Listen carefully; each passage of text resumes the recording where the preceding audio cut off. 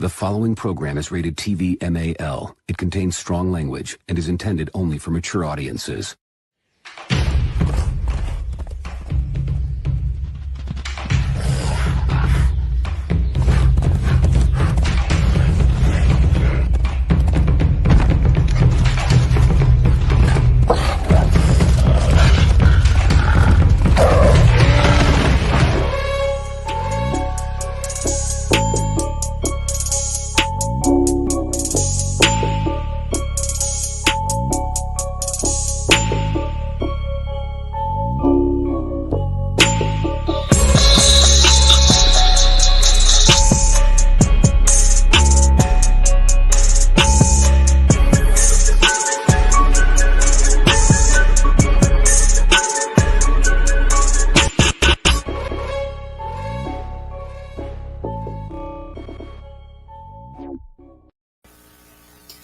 Yeah.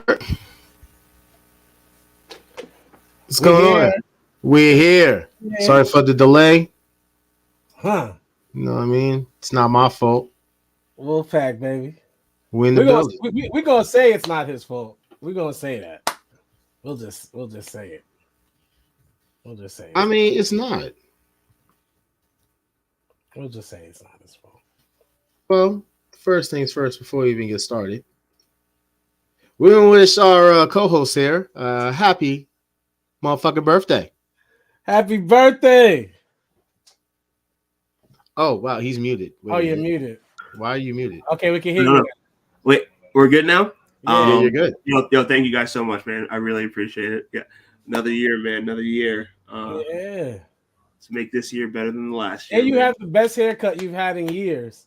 I did. I actually got to reshave it again, so... Thanks to me. Thanks to Ja. I'm kind of missing my scarf right now. I don't know where it is, but it is what it is. That bet that I lost actually helped me out. I'm not gonna lie. So you're welcome. I appreciate you, Ja. I know you do. Sure. We have a few surprises tonight for Dark Kent's birthday. Yes, we do. Well, first things first. Let's just get right into it.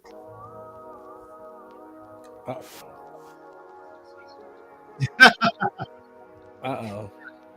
So, if you guys are watching this on YouTube, I'm gonna need you to click that subscribe button. And if you're watching this on Facebook or Twitch, I'm gonna need you to like this video and also share it.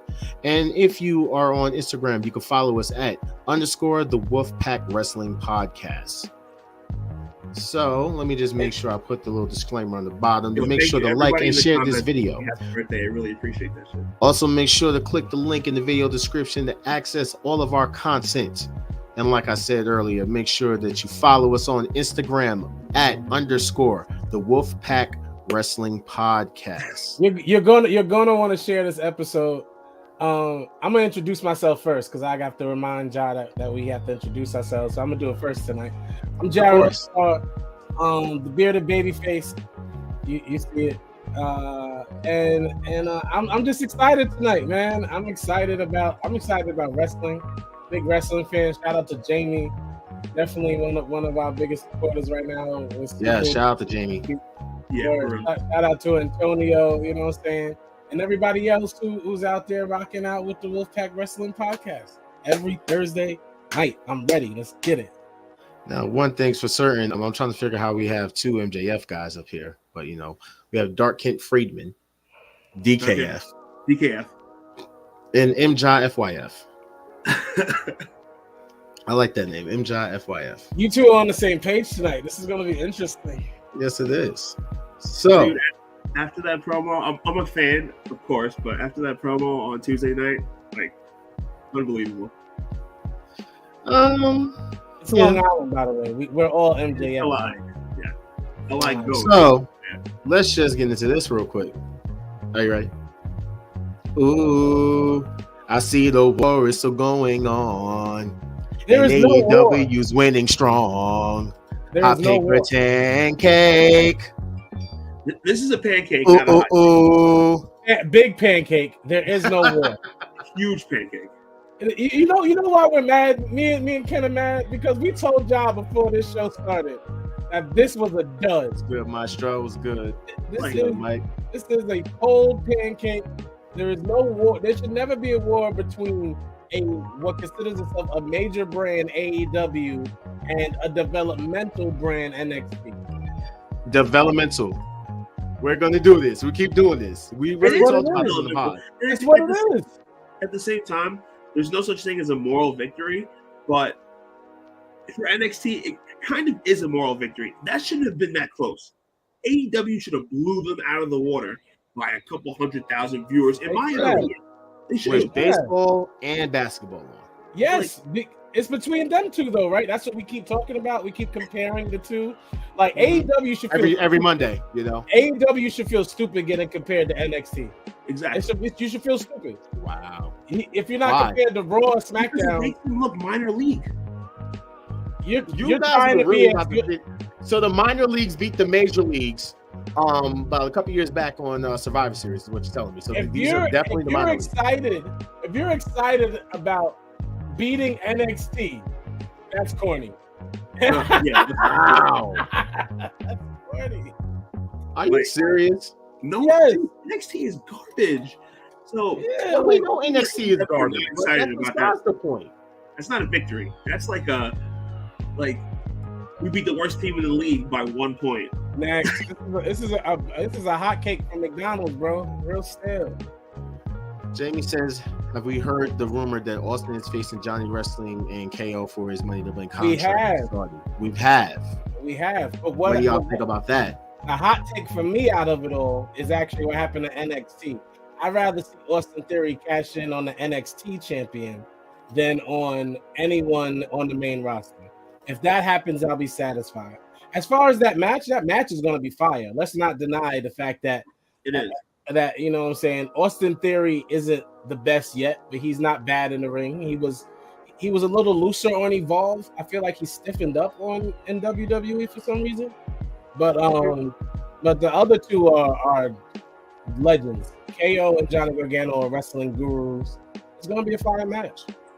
I think that we're realizing that Austin Theory is not yet ready for the main event, and also if you cash in the Money in the Bank on something that's not one of the top titles, then it also cheapens Money in the Bank. So they have to get the title or the Money in the Bank off of Austin Theory as soon as possible. Hold on. Jamie, where you from, bro? Like you got 3 New Yorkers on here. You slandering the New York team. Not that any of us are Bills fans, but still. We're Giant fans in here, bro. You two are Giant fans. We're not going to talk about the Giants. No, why would you say that? Bronco country. Why would you say that? You sound crazy. Bronco country. Bronco country. Shout out to the Raiders. Wasn't related. You guys look like you're related. First off, Bronco country. Shout out to the Raiders. Shout out to Tom Brady. Oh, this is horrible. You sound like you're not from here.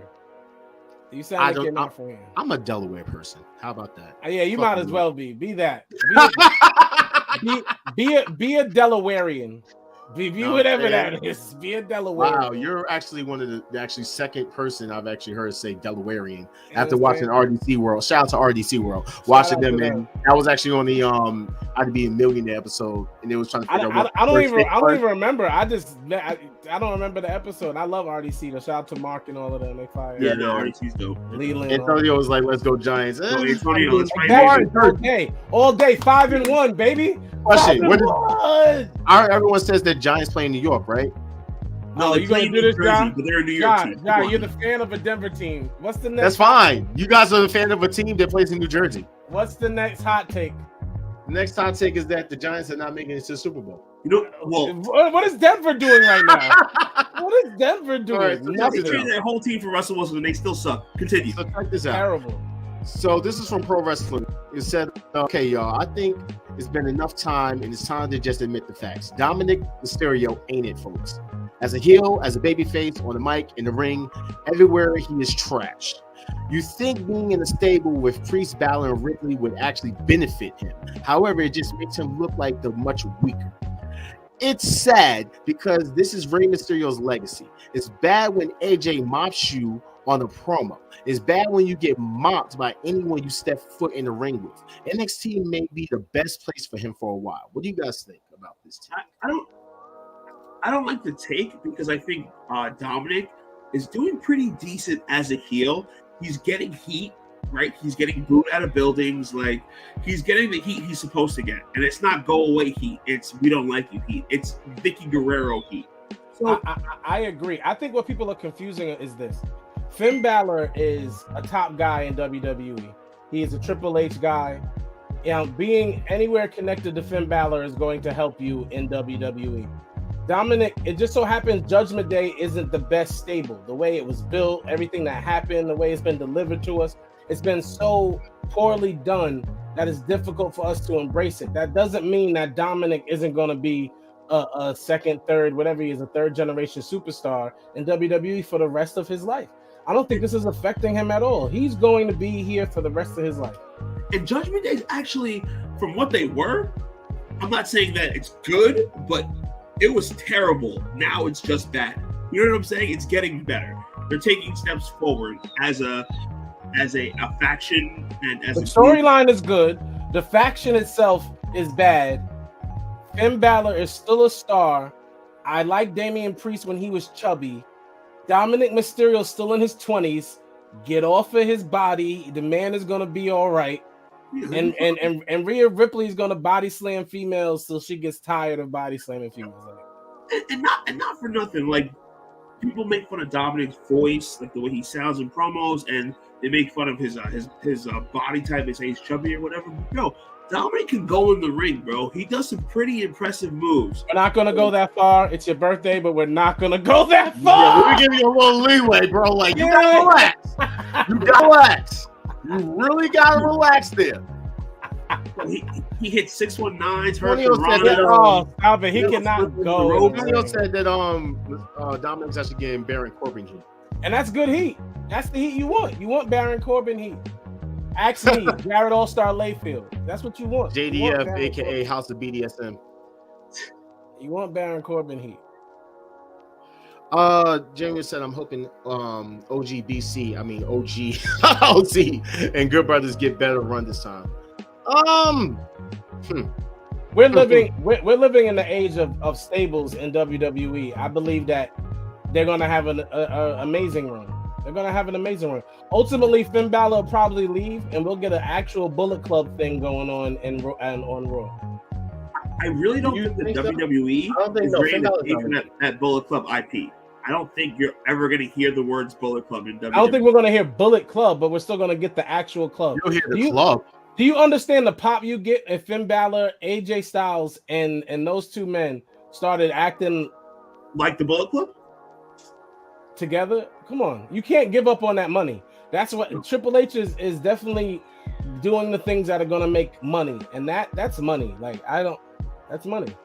Triple H is definitely going to do whatever he needs to do, right?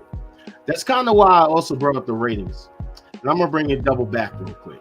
So this hot take is due to the fact that something that came out. Now, listen, we take Brian Alvarez, with a grain of salt. A large grain of salt. Like a big-ass cocaine rock of salt. Right? You got to take it with that much size of salt. Anyway, according to Brian Alvarez of Wrestling Observer Live, WWE was determined to have NXT beat AEW in the ratings tonight, with the special live Dynamite going head-to-head with the black and yellow brand. According to a source, WWE officials have said AEW beating NXT later tonight would be unacceptable, and that a huge promotion of NXT on Raw, they're determined to beat AEW in the ratings. Now, what do y'all think? Because I mean, I know we said we don't care about ratings. I feel like you're re-asking me the same question, bro. Yeah. I know. I don't. But it's like, here's the thing. I don't believe that. The reason why it's a problem, this is because of the IWC and the toxic shit. But let's just talk on it. And this is why, other than Ja, we stay away from all of these dumb. Not everybody's, because we like certain places. Yes. But we and certain people, I should say. It's not about the chat and the groups. A lot of my friends created these groups or in these groups. It's about the certain fans that comment on everything and the way and its delivery of it. And because of that, I stay away from the toxicity that is wrestling. And if this is a point, if wrestling fans care about NXT ratings compared to Dynamite ratings, you don't like wrestling enough. You don't like actual wrestling. You like debate. You like being a troll. You like Dave Meltzer shit. You're right. Yeah, because yeah. At the end of the day, if you like a show, you're gonna watch the show. You don't care how many other people watch it. You're gonna watch it yourself. And it sounds ridiculous. And my whole thing is because like I like talking on this shit because I like to have it as like a conversational piece, which is cool because we're podcasters. This is the shit that that we see and we're gonna have to talk on as black podcasters. We see the shit and we see it to a point where it gets really like coonerish, if you get what I'm saying.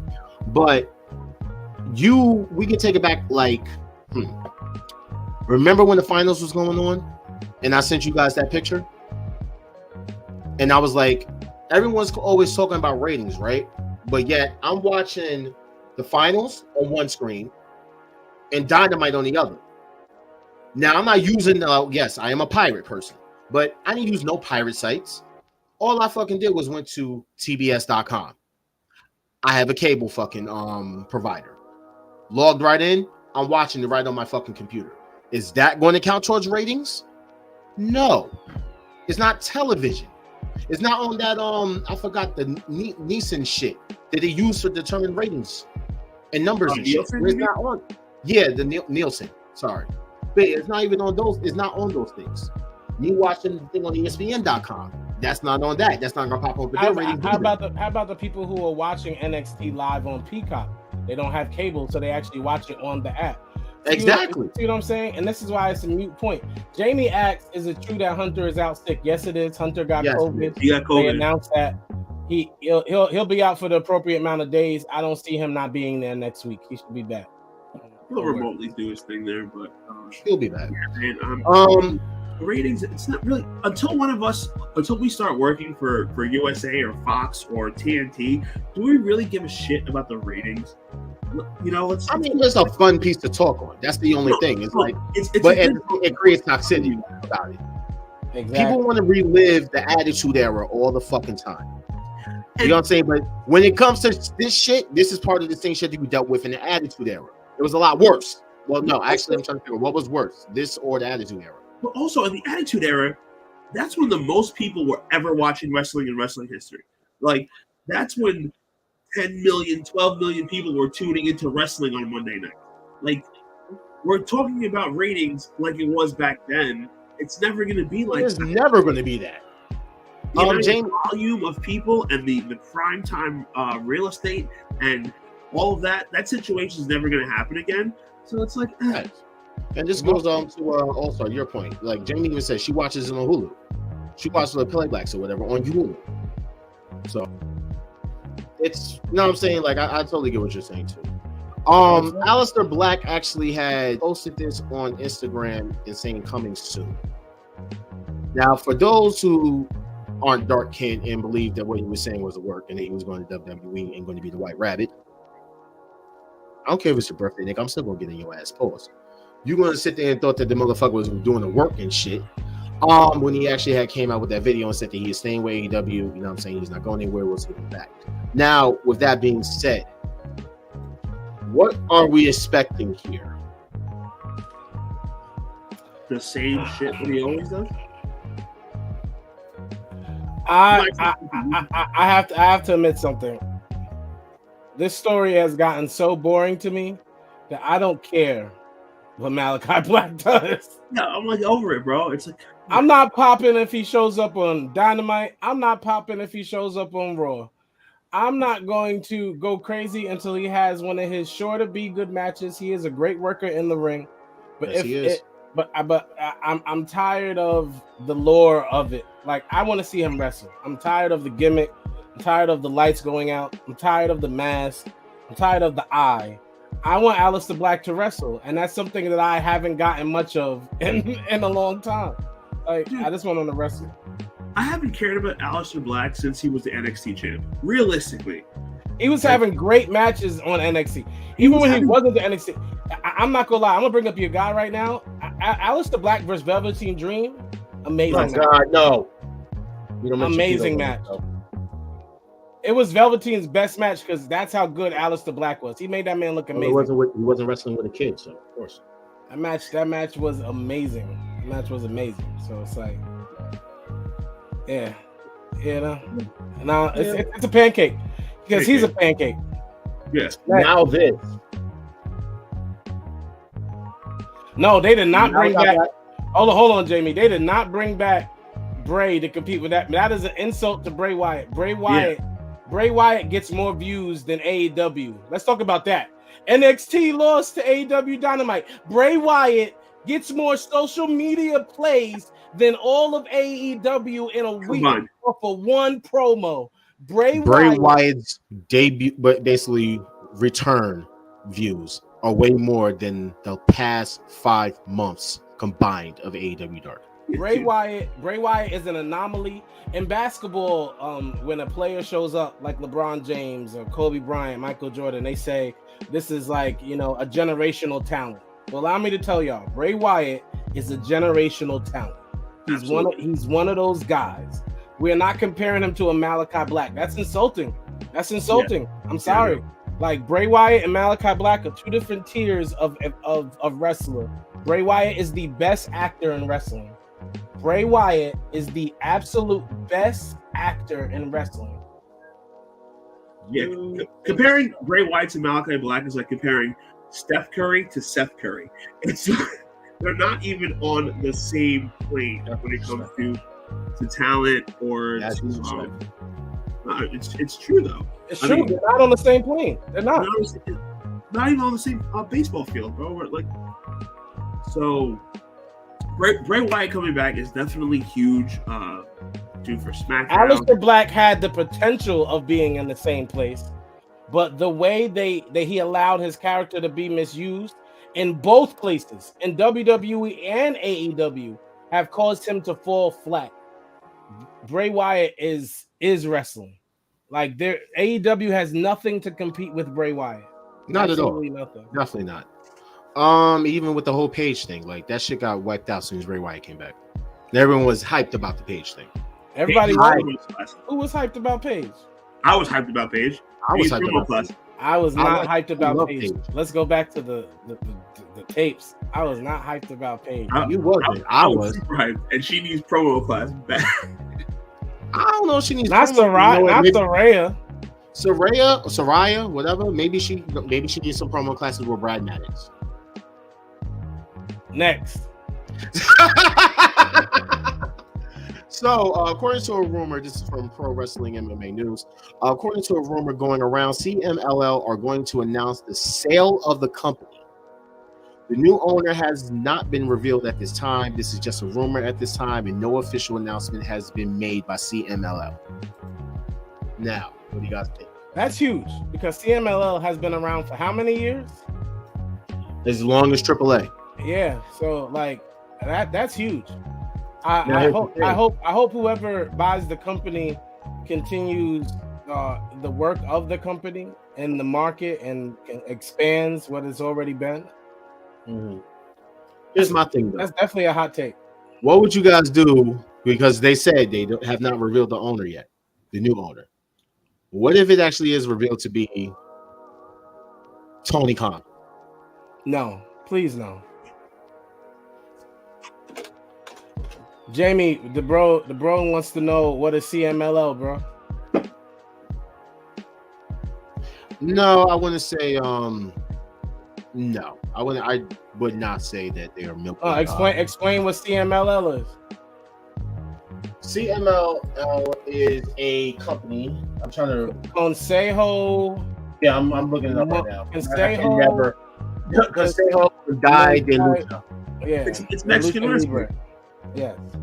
Yeah, they've been around since 1933. It's the other. That's what I said. They've been around for like almost 100 years. 89 years. Yeah. That's what I'm saying. With that type of rich heritage, I hope whoever bought the company respects it and does well with it. It's one of the companies, for Jamie and others who may not know, that most of your favorite wrestlers in the 90s wrestled there, if not but for a match. Chris Jericho wrestled for CMLL. Guerrero, Chris Benoit. Conan. Yeah. They you went down there and you earned your stripes. Even right now, isn't Mystico, isn't Sammy Guevara and Tad Conti the mixed champions from there right now or something? That's AAA. Oh, they're from AAA. Oh, yeah. But I know Sammy did wrestle at CMLL recently though too. He did, and Penta, of course, mm-hmm. and Ray Phoenix. Yeah. I'm not too sure about Conan. It's CMLL is definitely just as big as AAA. Yes. I don't know if that's where Lita trained. I believe it was AAA because I think that's where she had met Essa Rios, or Pretty sure was that AAA. prior to that? I'm pretty sure it was AAA. Yeah, I'll definitely look it up.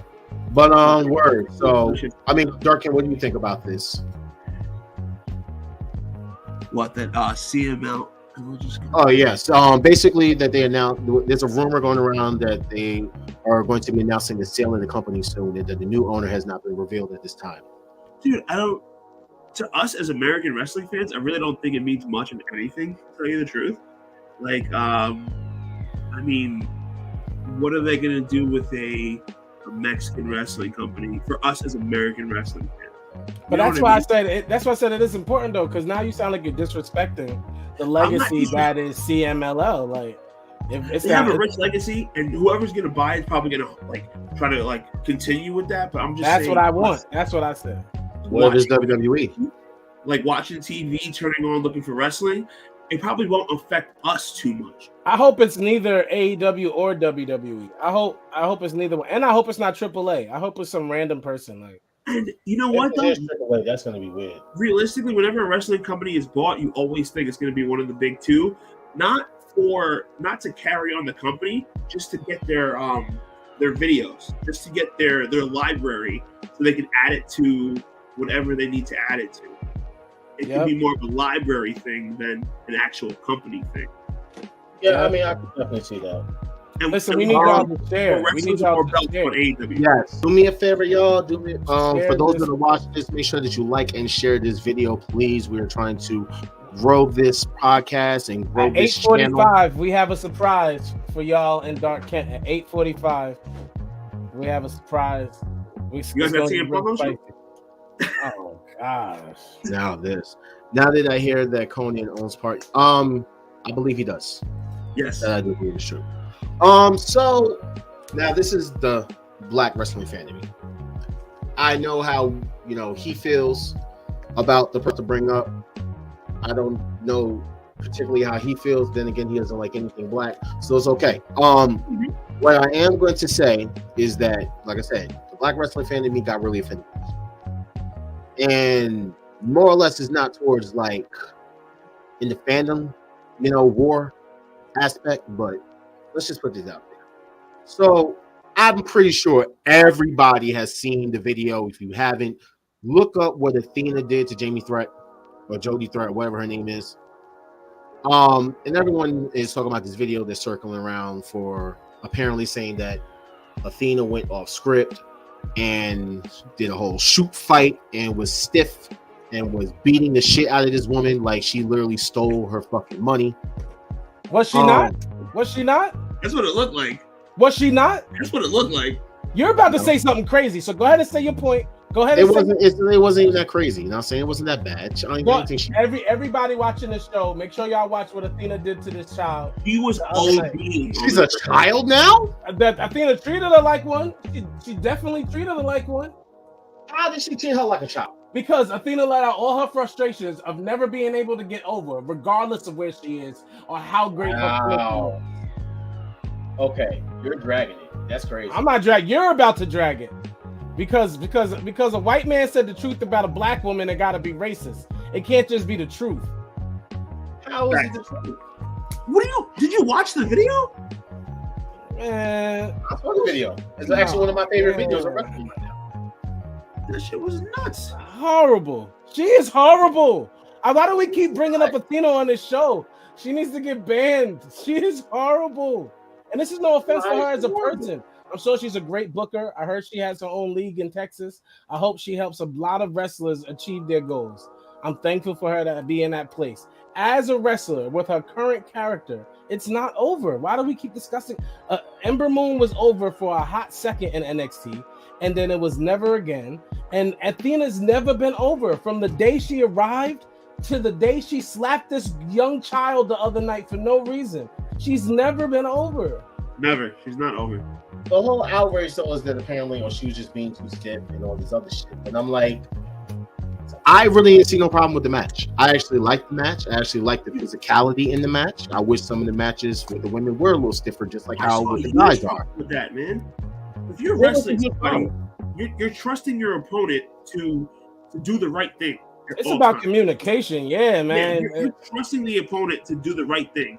Obviously, she was not doing the right thing, right? Well, let's get into this. So this actually came out from Fightful. Fightful is reporting that AEW management spoke with Athena and Jody Threat after their match on Dark that was taped last week in Toronto. It appears that Athena was working stiff with Threat, and Fightful reports that there was a spot where Threat slipped on what her comeback was supposed to be, and she ended up getting a little lost, so she asked Athena what was next in the match, and then things evolved. The story noted that several people were confident that Threat had no problem with the physicality, but it shouldn't have happened anyway, and those close to Athena said both women were approached by management to make sure that everything was okay. Threat reportedly did not complain, and there was no backstage issue between both women, and a source said about Threat that she is not big on the attention that comes from situations like these, as she tried to keep herself away from political side things in wrestling. Can we look at this picture real quick? Can we just look at this, what's going on in this picture real quick? This redheaded child looks angry, and Athena looks like, hey, well, okay, I'm out of here. Like she just committed a crime and was rushing to get away. Yeah, and that's what the match looked like. Dude, not for nothing. Athena's pissed. She's wrestling on Dark, which I get. And the redhead girl, she got her ass beat. And what is she going to do? Complain about it? No, she's not going to complain about it because she's trying to further her career. So taking advantage of someone who's younger or who's not as experienced, who's not as over as you, is not right, dude. Yo, Jamie, like, that's how y'all are really taking it. That's wild. Yo, that's Jamie, wild. Athena is weak. If this child hits Athena with a receipt, I bet you that'll be in social media too. I didn't do anything to they her. don't know that Jody Threat actually works stiff.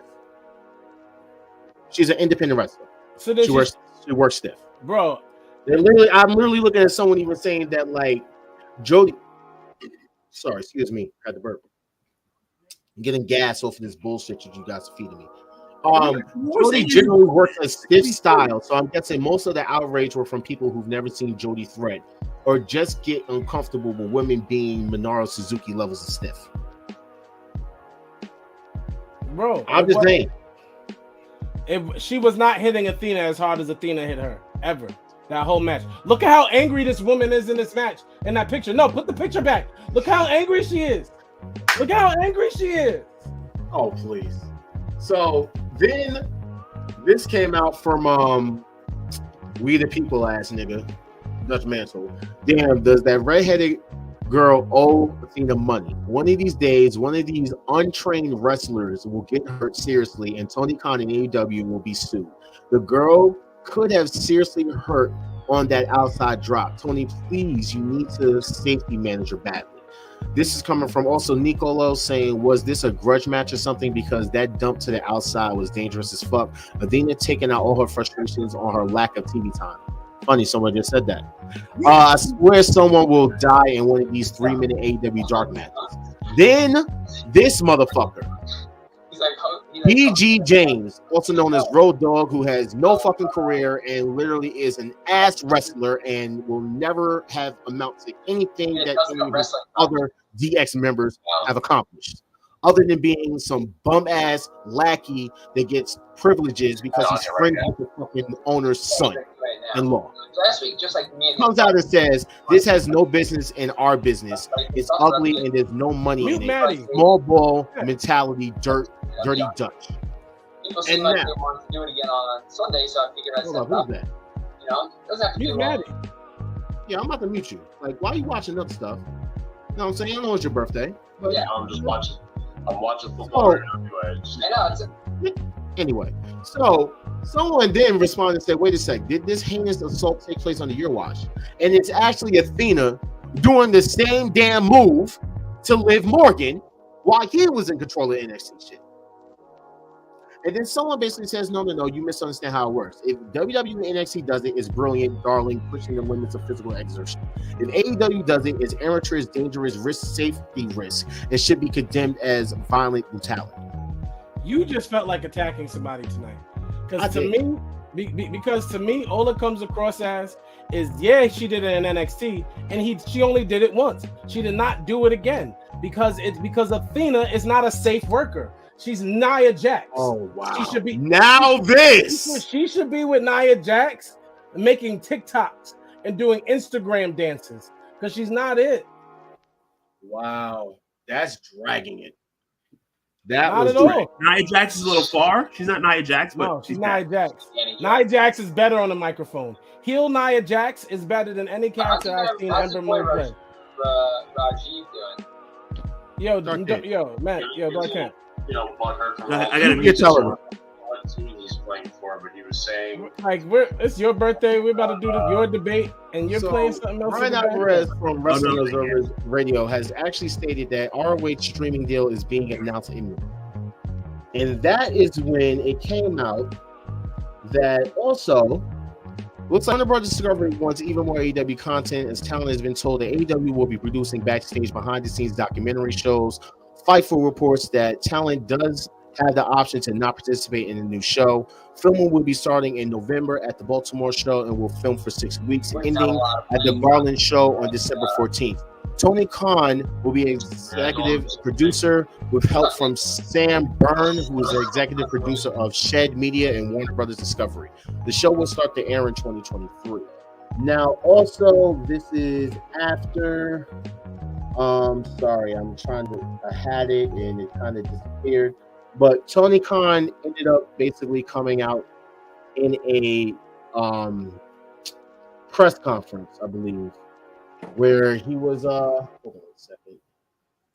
Sorry about that, folks. I just had it. I don't know what happened to it. That's my bad mistake. I have a lot of files here.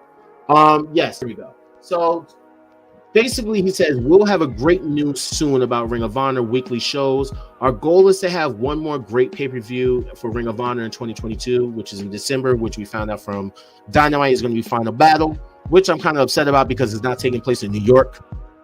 It's taking place in fucking Texas. Why the fuck are you going to fucking Texas, Tony, for Final fucking Battle, you fucking asshole? Anyway. And then follow that up with a weekly show in 2023. What does all that mean? This is basically something we've been talking about since, I guess, like middle part of the beginning of the year, where we said that more than likely AEW is going to get some type of streaming deal. With the purchase of ROH, everyone's been trying to figure out what's going on, and I even said it that it takes time, paperwork is still being filed out and everything. Now we have this. And apparently, I'm going to assume that ROH is going to be released weekly, like a show, on HBO Max. And then Dynamite and stuff like that will also be available on HBO Max, or whatever the new name for the Warner Discovery app is coming out. What do you guys think? I think this is stupid. ROH has no heat. If anything, it has negative heat because of how Chris Jericho has been doing it. Like, negative heat, if anything. You think so? Yeah, like a Ring of Honor. Who's gonna rush to HBO Max to watch Ring of Honor? You're gonna get randos. I mean, it's still just Ring of Honor. Like, it's not anything special. I don't know. It's extra content. Yeah, like it's extra content for wrestling. Yeah, and I think HBO Max realized that Peacock's getting a lot of traction with WWE, so they're like, you know what? If we get involved in this wrestling thing, maybe we'll get a bunch of extra subscribers to our platform. They've already came out and said that AEW is one of their top shows, and they actually wanted to be like the not even basketball, not that they want AEW to be the lead focal point for all of their sports stuff. Of course.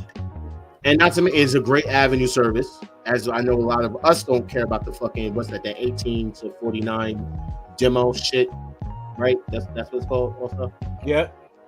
So, we don't care about that shit because we don't know what the fuck it means. It's not for us. It's for these TV networks and shit. Who cares about from this time to this time, these many people watching this? It basically creates ad revenue, which creates more money and more dollars. So that's why all that's important for that. As for wrestling fans, we should not give a fuck about that. Let's stop bringing up fucking demos and all this dumb shit when we talk about ratings and I'm saying. Getting fucking people saying like, oh well, they beat these people in demos, so that means that AEW was better than Raw. Yes, the product was fucking better than Raw, but more people watch Raw. Let's just fucking put it out there. More people are going to watch Raw in the story. So that's just that. I think it's going to be dope though, to me personally, because I want to see some old ROH matches. You know what I'm saying? And I mean, at this point, I just want to know what the fuck is about to happen with ROH. You see what, bro? But let's be real. You care like that? Are you really gonna add ROH to your weekly watching? I will. Oh, yes. Yo, Dark Kent, you're killing me right now, bro. No, I know. I'm about to put you on timeout. No. I'm good. Okay. So yeah. Next up, we're gonna have this. So AEW had 2 stars. They had birthdays this week, and only one of them got basically mentioned. That was who? Does anybody know? Fuego del Sol. Shout out to Fuego. You want to know who they didn't wish a happy birthday? Ooh. The God himself of wrestling, Kenny Omega. Happy belated birthday to the GOAT. But so you don't even mention Kenny Omega. He's the 16th. Wow, I didn't know he's that old either. You don't even mention him or even give him a shout out just because he's suspended and because of legal issues. The suspension, I guess, is a real deal. Real suspension, man. They haven't mentioned the Young Bucks either. Like, they got to do what they got to do. No, apparently that they actually started mentioning CM Punk and the Young Bucks and Kenny Omega on television. I hope they're not mentioning CM Punk on television. That's horrible. Yeah. I mean, if they're gonna mention him, he might be coming back. You never know. Money talks, my friend. Now, you want to know who talks? Mr. Rockin' Reese. What's up, Ken? Happy birthday, my brother. Thank you, Reese. Thank you very much, my friend. Man, so we're just doing some hot takes and hot pain because I'm glad for you to join us as well. You know what I'm saying? I need somebody with some knowledge, to not have to deal with. You're okay. This guy right here, who's a pain in the ass. Hey, I was about to say, because All-Star do all right for the most part. But every now and then, I do got to say this still. In fairness, because it is his birthday, Kent does, I will say, he 50-50 with some of his takes. So it's depends on which way he decides to roll with it. And that's why we brought Reese on tonight. Is because Reese often comments on Dark Kent's questionable takes. The other side of the 50, the Yang side of the Yang. Okay. Something like that. We're gonna get into this. I'm not expecting everyone to agree with everything that I say. That's why we have an open forum. So Conan came out and said that Kenny Omega couldn't appear at Triple Mania due to ongoing legal issues. So it turns out that stuff from Brawl Out has started to affect Kenny and the other elite members heavily. So they weren't allowed to be in Triple Mania, just like I really wanted Kenny to be there for some reason. Kenny was actually in Japan for the whole promotion for AEW Fight Forever. However, that got canceled because he's suspended. And now it's not even for the fact that just the suspension from Brawl Out, but because of the legal issues.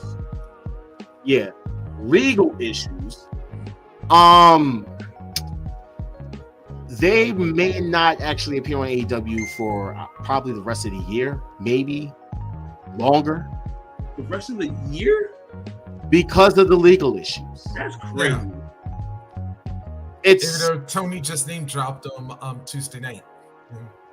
Yeah, I mean, and Hangman actually mentioned it last week about all his friends are gone. So, yeah. So this comes back to your fucking favorite wrestler. Your favorite wrestler completely fucking up AEW right now. No, he ruined a lot of shit. I'm not going to sit here and say that he didn't. But also, I mean, there's two sides to a story, and then in the middle is the fucking truth. So, I mean, we're CM Punk wrong in what he said? Absolutely. Should people be beefing with him? Absolutely. But that's what he said, or what about what he did? Because every fucking report came out that the man threw the first punch. They pulled up on him. Okay, John. If someone pulls up on you, that's the man you're gonna fit beside him. Aren't you gonna defend yourself? They pulled up to talk to him. They pulled before any words can be exchanged.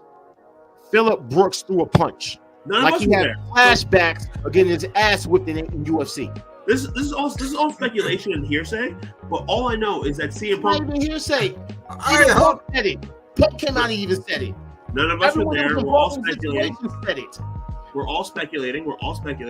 So he was in his locker room chilling, and some people pulled up on him, maybe looking for violence. You never know that because you weren't there. So he was trying to defend himself. In fairness, neither were you there, Johnny Cochran. Let's go. Yeah. Like damn. Like yeah, because I was about to say, really, there's only four people who really know this story. That's Phil, Kenny, Matt, and Nick. If you want to throw Ace still up in there 5, but unfortunately, I think Ace just got a couple of them. Wait, not even just Pat Buck. Oh, Cutler. They all was jumped into basically separated. Yeah, as a fact. Yeah, as a fact, you know what? I just thought of since I mentioned Cutler. The one time this dude don't have his video camera with him, right?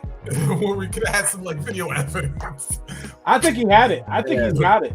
He can't share it. I'm pretty sure he's got it. It's going to be on the new episode of Being the Elite. It's 2022. That fight is on video. It has to be. It's on video. Someone has to take it. Brandon, yeah, I think Cutler didn't want to be up on like on World Star or something like that. He's got it. All right, so let's kind of sad news in a way because it is Scott Hall's birthday. Happy birthday to the GOAT. Birthday, Scott Hall. However, we all know who his best friend is. And that's timing, right? Kevin Nash. And unfortunately, today we found out that his son, Tristan Nash, passed away at the age of 34, I believe. Yeah. No, I think he was like 28, man. I think he was really young. 28. Oh, okay. Well, sorry. My bad. Either way, it's a sad situation. So we just want to send our condolences out to him and the family.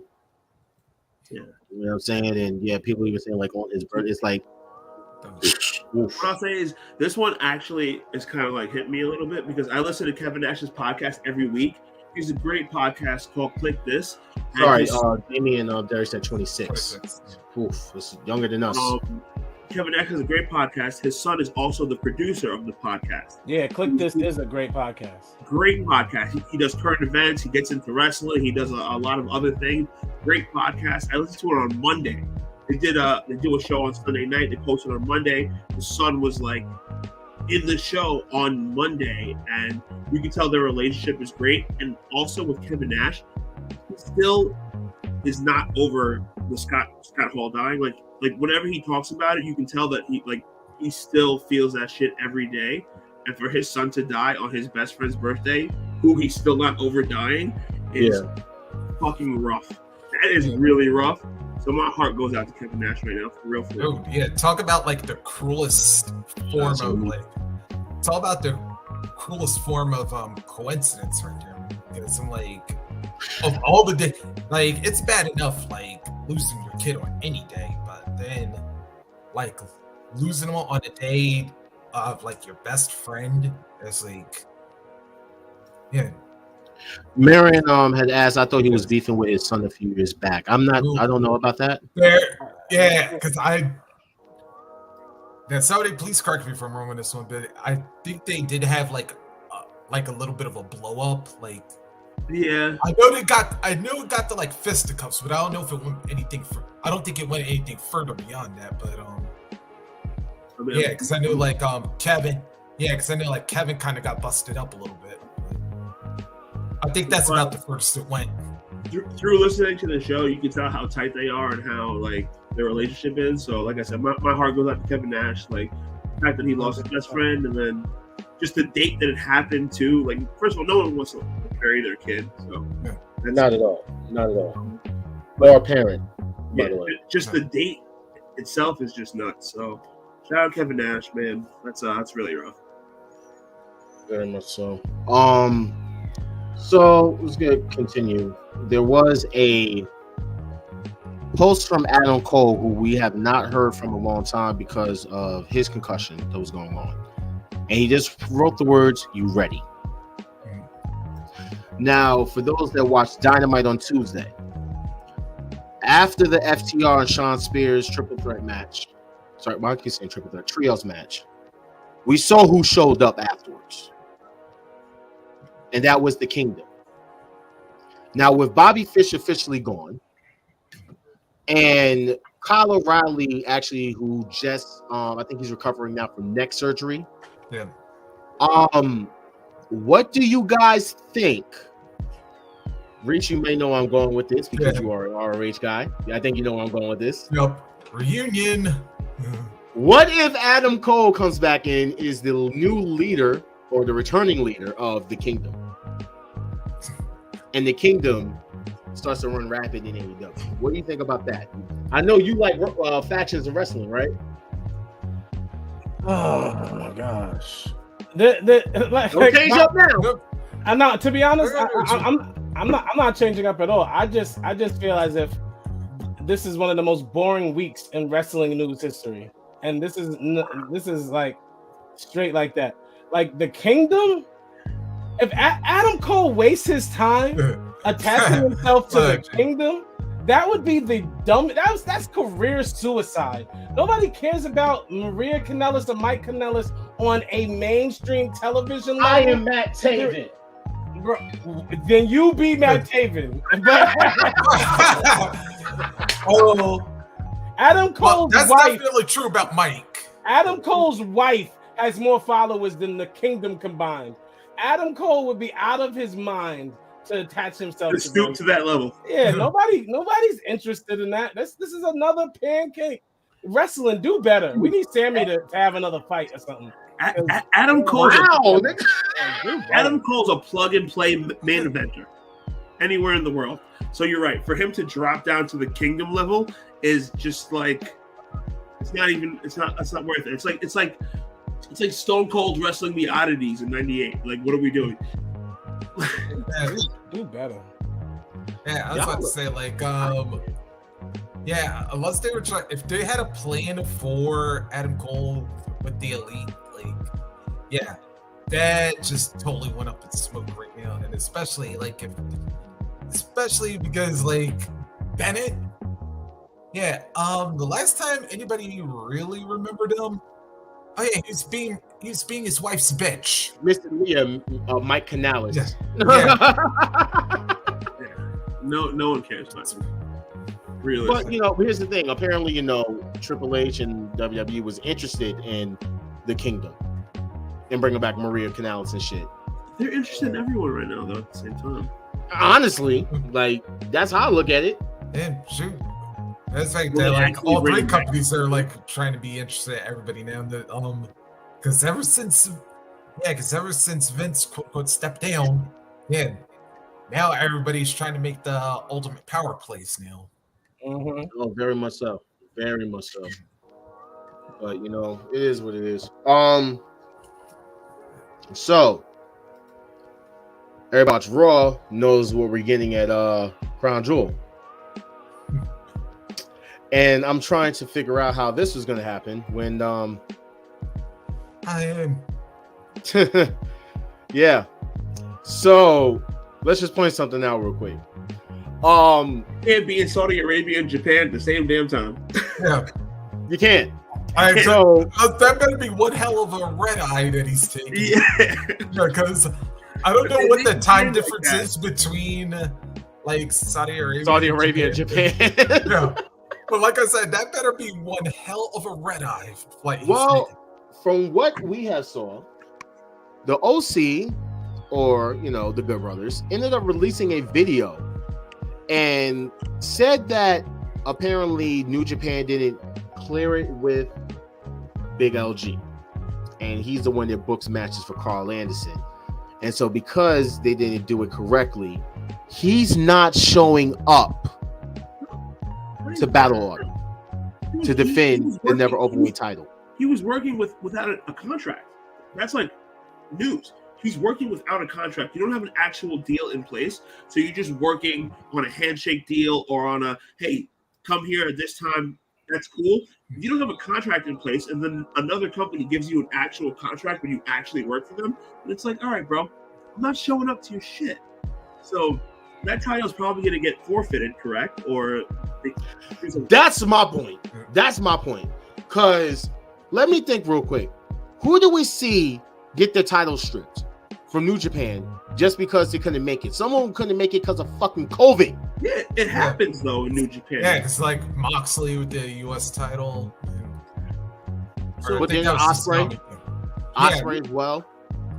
What I've heard that with New Japan, if they schedule a match for a title and the match can't happen, doesn't matter the reason, they strip the champion of the title just off GP right away. That's what I heard the other day. I was like listening to a podcast about the same situation. But New Japan, if they have a match booked and the match can't happen, they don't skip the match. They don't do an interim. They just strip the champion and then they take it from there. Yeah, because that's wild. Yeah, because like I said, they did it with Moxley in the U.S. title because when I think Japan had that tsunami back a couple years ago, they couldn't make it over. Or tsunami or monsoon, one or the other, but I know it was something, and weather was preventing him from making it over, so they just stripping the title right back then. Got you. Because this is something I found a little funny. So he's basically going back on everything he said. We are not returning. Never say never. Yo, document it. I'm saying never. Unless you know I need a second pool, like when I went to Saudi Arabia after this. He's fucking wrestling in Saudi Arabia. Then he was talking about NXT was putting out shit product constantly. This is on them and Hunter. Now he's back in fucking NXT wrestling for, a tag team match with Cameron Grimes. Can we just say that money fucking talks, nigga? Like, you can say all this shit you want, but y'all are some hoes. Dude, y'all are some hoes. Everyone has a price. $1 Million Man Steve Song said it best. Everyone has a price. Everyone's got to pay. Dead ass. Because I'm like, yo, you really hold yourself. I guess you really need that second pool, huh? You really hold yourself. Congratulations. You guys are some good hoes. Good brothers. Yeah, some good hoes. They're good hoes before they're good bros. There you go. Everyone has morals. Everyone has values until they get offered enough money. True. Now, check this out. WrestleNomics has actually reported that WWE Day 1 for 2023 has been canceled. And there will actually be no premium live events. I just want to say pay-per-view so badly again. Between Survivor Series and Royal Rumble. Smart move. That's fine. Then it also came out that WWE is looking to get rid of some of their pay-per-views. Yes, they keep the big four. You don't need anything else. Why is this starting to sound like they're really trying to go the way of AEW with the limited pay-per-view shit? Well, you know what? Not even just like I don't want to do the fandom shit. I'm just saying it's like a lot of copy shit. Was good. Do you remember a few years ago when it was like 13 pay-per-views? Like they were doing 2 in a month sometimes, and it was overkill. And some of the pay-per-views being like an episode of Raw, but just on pay-per-view.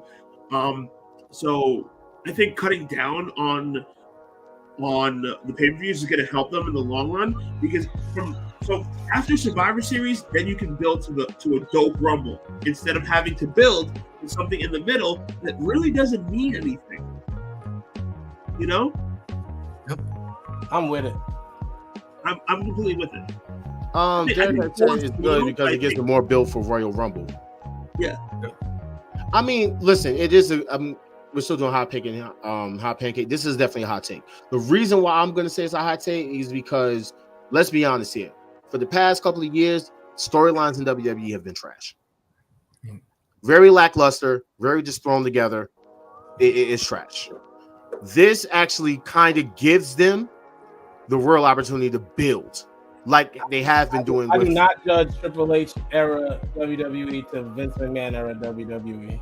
That's what everyone's giving him his fair shot and yada yada. And he's been doing it very well, so I don't have time to. I feel it to be bullshit because I'm like, y'all didn't even give Tony Khan his fair shot. like year one. Everybody gave Tony Khan a fair shot. No, they didn't. Nobody talked about Tony till year 3.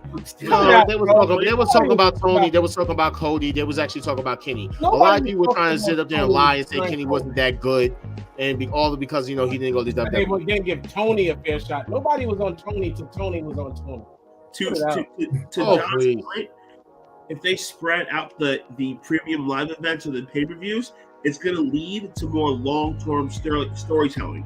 Because the old WWE formula was you build for a couple weeks, then you blow off at a pay-per-view. You build for a few weeks, then you blow off at a pay-per-view. Now, if the pay-per-views are more spread out, you can build for more weeks towards the blow-off. So it's going to help storylines develop, actually mean something in the long run. You don't have to have a blow-off match every 3 weeks. You can wait 6-8 weeks before you have a big match. I agree. And yeah, Jimmy said exactly, Reese. They had a formula that worked. Get back to the fucking basics. Yeah. I mean, honestly, if you go with less pay-per-views, like give it like every 2 months. Like matter of fact, you know the perfect example.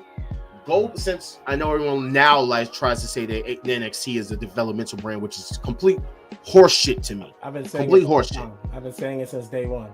I have not, because once the motherfucker wins the interviews that that's the third brand, that's the third brand. It's still the developmental brand, regardless. It ain't developmental nothing.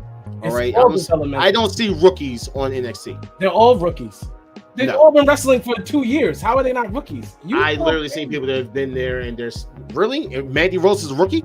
Mandy Rose is the only one who's not. Most of the rest of those people from Roxanne Perez is a rookie, especially the dudes.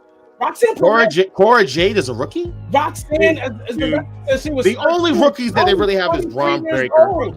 Bro, you're out of your mind. Tony D'Angelo. Jade is 19. She's like 20 years old. Braun Breaker's like 20 years old. Wait. I know he just got upgraded, but what's his name? Escobar?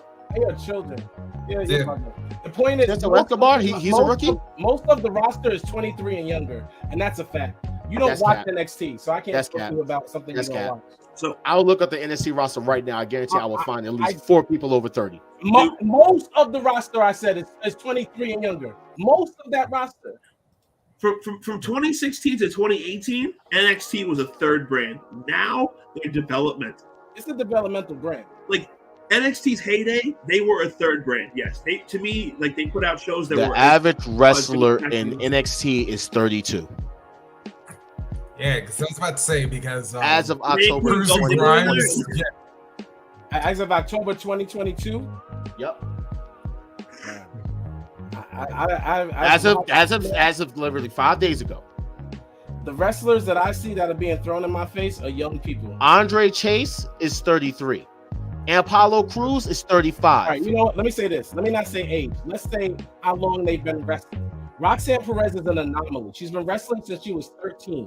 So we're not talking about Roxy. We're definitely not talking about somebody who's been wrestling since they was 13. She's like Saraya. We're talking about the rest of these dudes that nobody knows, that nobody's heard of. From the Italian wannabe. Raymond Grimes is actually 28. From the random Italian guy they got to whoever else, to the security guard that's been getting TV time on NXT. We don't know. Commander Aziz is 34. We don't know who people are. It makes them developmental. I'm saying Duke Hudson is 32.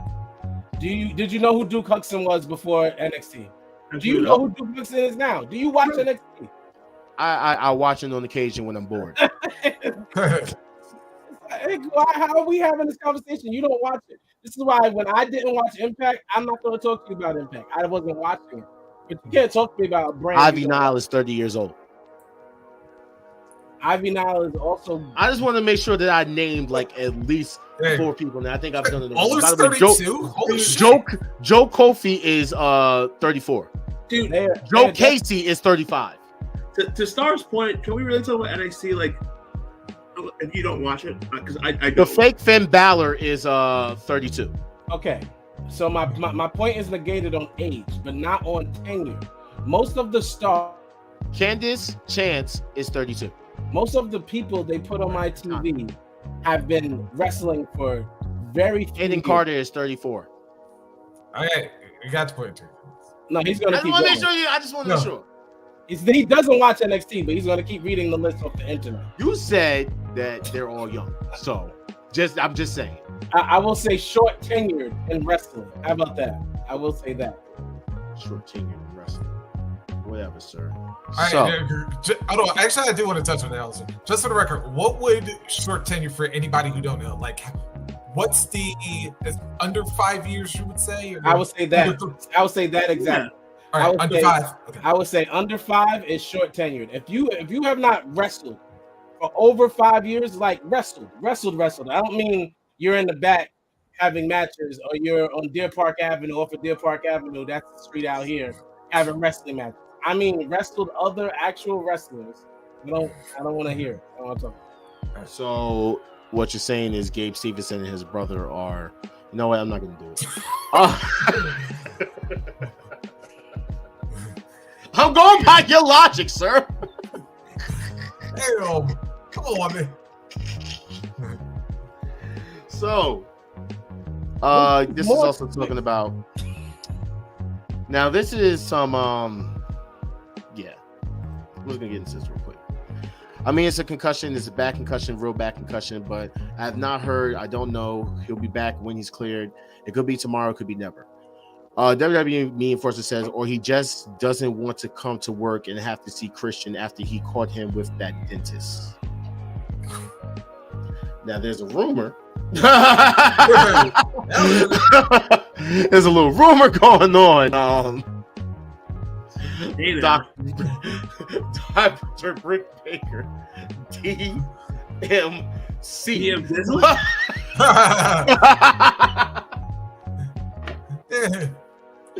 Was caught with Christian Cage. Hey, now I don't want to get messy. I'm saying, Jungle Boy will say it in the next promo. You make the topics. This is what you're doing. You make the topics. For those who don't know, who watch the show, Ja produces the topics, the pancakes and hot takes. So he is the messy person. Me? I'm the messy guy? We get surprised with most of these. We'll be like, why are we even talking about this? It'll be something we didn't even get sent in the group. I'm gonna be honest with y'all. John's looking for like controversy right now, bro. I have nothing to say about another man's marriage. I'm married. I have nothing to say about this at all. I'm single.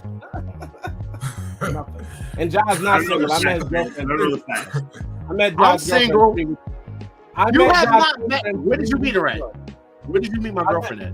On the phone. Girlfriend that I apparently have. What were on the phone? And she was in the bathroom.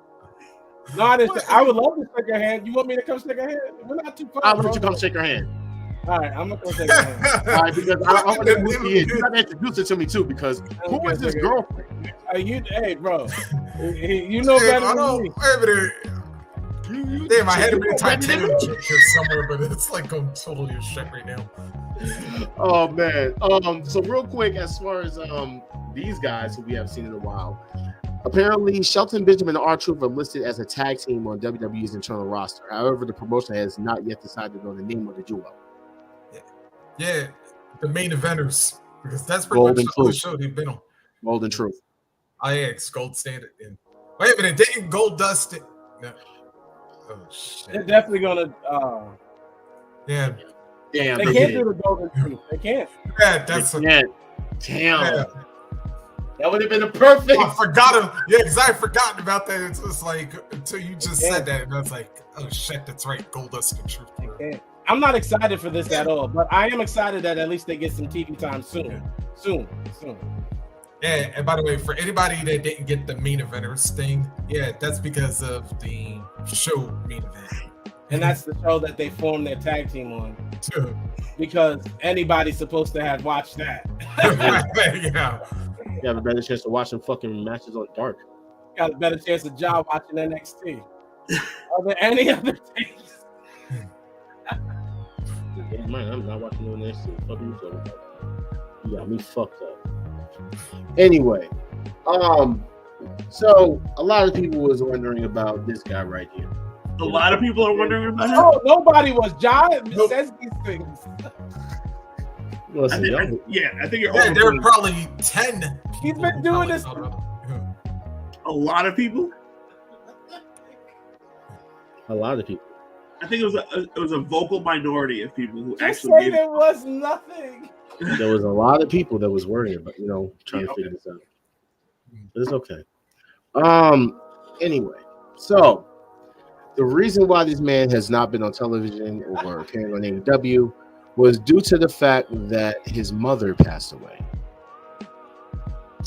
And she was very sick, and he's very close to his mom, and he had to take some time off to take care of her, and that is why he was off, to be there with her during her final hours and days. The last memory that he said he does have with his mom that made her happy was the announcement of his he has a daughter that's on the way, correct? It was a daughter, but yes, that he was expecting. So going through a lot of mental health issues, I definitely understand it, and prayers are going out to him and his family. You know what I'm saying? I'm glad to see. I actually like Sean Spears. I mean, I do.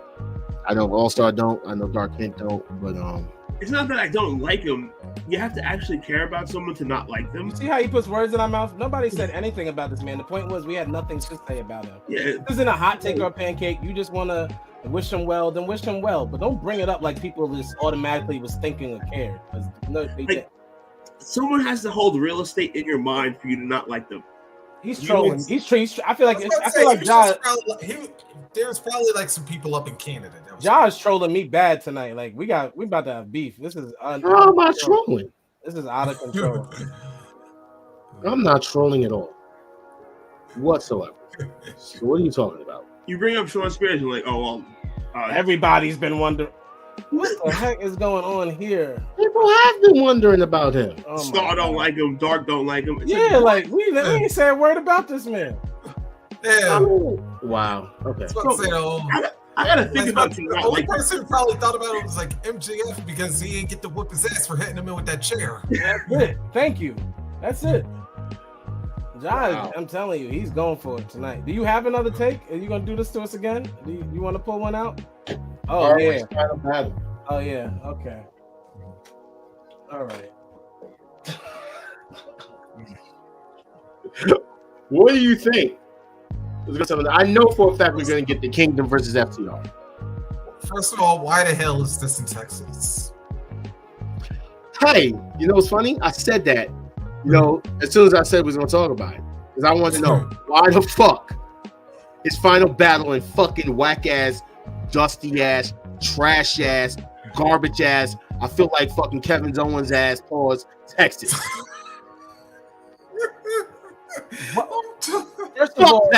First of all, you brought up the Kingdom again. We should never bring up the Kingdom so many times in the show.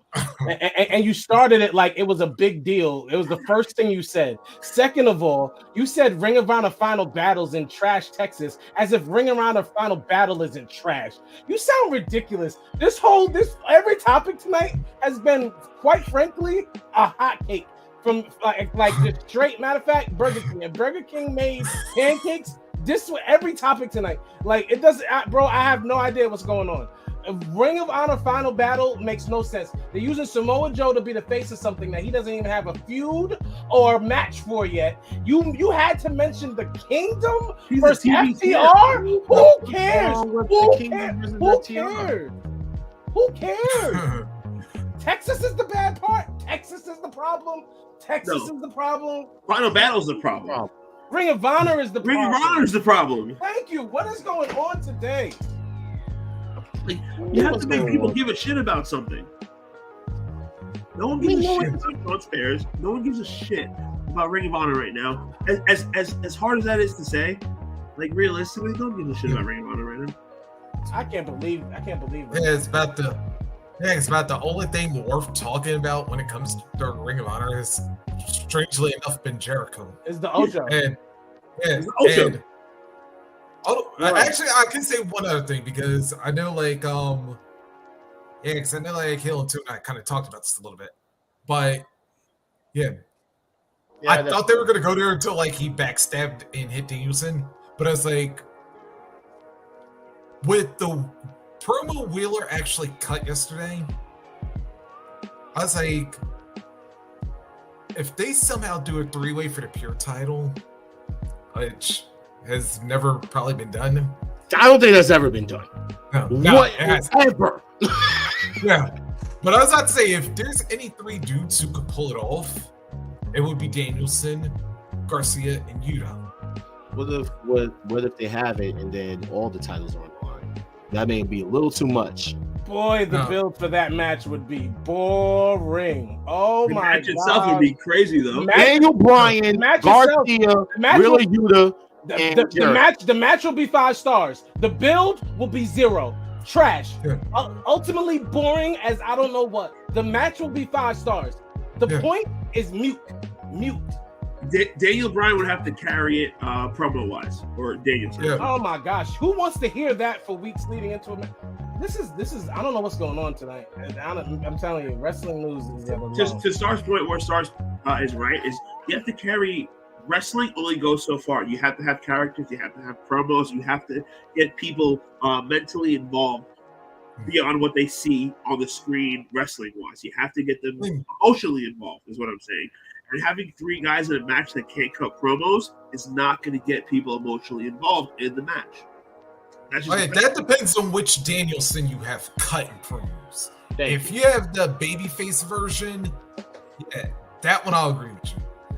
If he's either tweener or straight heel Danielson, yeah, he'll stir shit up because when you got in his face last night or Tuesday night, I'm talking about when I bled for this, it meant something, but apparently it doesn't mean anything to you. And I was like, you were the one that let my name fly out of your mouth as guys that we should help build for the new generation. So in that aspect, you can have at least the basis between there. Now, how to work Garcia into that one? He's gonna be that one might be a He's gonna be a babyface. That's what I'm saying. He would be a babyface regardless. Nobody wants to see babyface Bryan against the tweener and the heel Garcia. I'm over it. This is. Do you have any more topics? Because I'm sure, right? I'm sure you got. Sure. You know what topic I gotta bring up. Are you ready? It's over 200. Finally, the main topic. Awesome. Let's talk about what this episode is called. It's over 200. And we can't hear you. This episode is called It's Over 200, and we're going to be highlighting the queen, the EST of WWE, the baddest, the strongest, the fastest, the smartest, known as the smartest, the thickest. Well, maybe not thickest, but the Bradyest. I don't know if you be more Bradyer than Tom Brady, but the Bradyest. You know what I'm saying? She's more of a Brady than Marsha. Yeah, Bianca Belair. Let's just give it up for the queen who has passed 200 days as champion. Now, here's the great thing about it, though. Not only is she the first African-American woman, but she is the first African-American woman or man to hold a world title for over 200 goddamn days. Give it up for this woman. Give it up for this woman. Let's go. Give it up for So we don't even have to bring up the fact that she's a woman. That's not even important. No, not even. Not even important. But I want to say this is good for women's wrestling. No, this is just good for wrestling. Listen, for wrestling, it's good for black good wrestling. For wrestling. It's good for wrestling. There's nothing bad to say about here. She's doing everything as a whole. It's good for wrestling as a whole. Bianca Belair is an amazing talent. She's very young. I love the fact that they have put so much into her. I love the fact that they rectified what happened with Becky Lynch. Vince McMahon is a hater. He's always been a hater to the Sashas, Naomis, and the Biancas of the world. And for that reason specifically, I'm glad he's gone. And I hope that these women get there. I think Sasha was just under. Yeah, Sasha lost to Charlotte all the time. We're not talking about that because Vince McMahon never liked Sasha Banks. We're not going to get into none of Sasha's reigns. Sasha didn't have one good title reign. How about that? Not one. Sasha didn't have one. They took it right off her. real quick for Charlotte or for someone else. Naomi had a cool reign, but nobody cared. But nobody. The best part of the night. The reason why Naomi had a cool reign is because she won it in Orlando and she's from Orlando. She put lights on the belt. She generally won the title during the African American handout era. Yeah. No. No, that was around the time it was just giving every single black. No, I had nothing. Why we always? It had nothing to do with black people. She won that title. Had to do with pride. She did not win that title connected to African American. No. That was the point. That was when Naomi won the title. A club by like where she lives got shot up. It was like a prominent gay. They gave her the rainbow, the lights. That had nothing to do with African Americans. And she won it. You realize that happened during African. It was during Black History Month, right? It had nothing to do with us, though. But it happened during the time where they literally gave every African American, except I think the only one that wasn't a title holder that was black at the time was Oscar. Naomi got it because the club got shot up. And that was in 2017. That was before they gave all the black people the championship. That's what I know. Naomi had a belt before that. Yes, she did. Naomi won the belt in 2017. 2017. Yeah, because she won it at Fastlane first, and then she won it in Impact in 2017. And want to talk to us about Naomi. She won it in 2017, and that was the time that club got shot up. Crazy. That's the main reason why she won it. That's the main reason she. And WrestleMania was in Florida, wasn't it? Something. Yes, it was in Orlando. Exactly. She had to win. What are we talking about right now? Shout out to Bianca Belair. Let's talk. Bianca. Let's talk about Bianca. Let me talk about people that's no longer even in the WWE right now. We don't know that. You sound like Dark accusations. There was an outfit Bianca Belair wore at Takeover Portland, and it is standing more true about her now than it is when she wore it. Yes, and because an outfit said it all.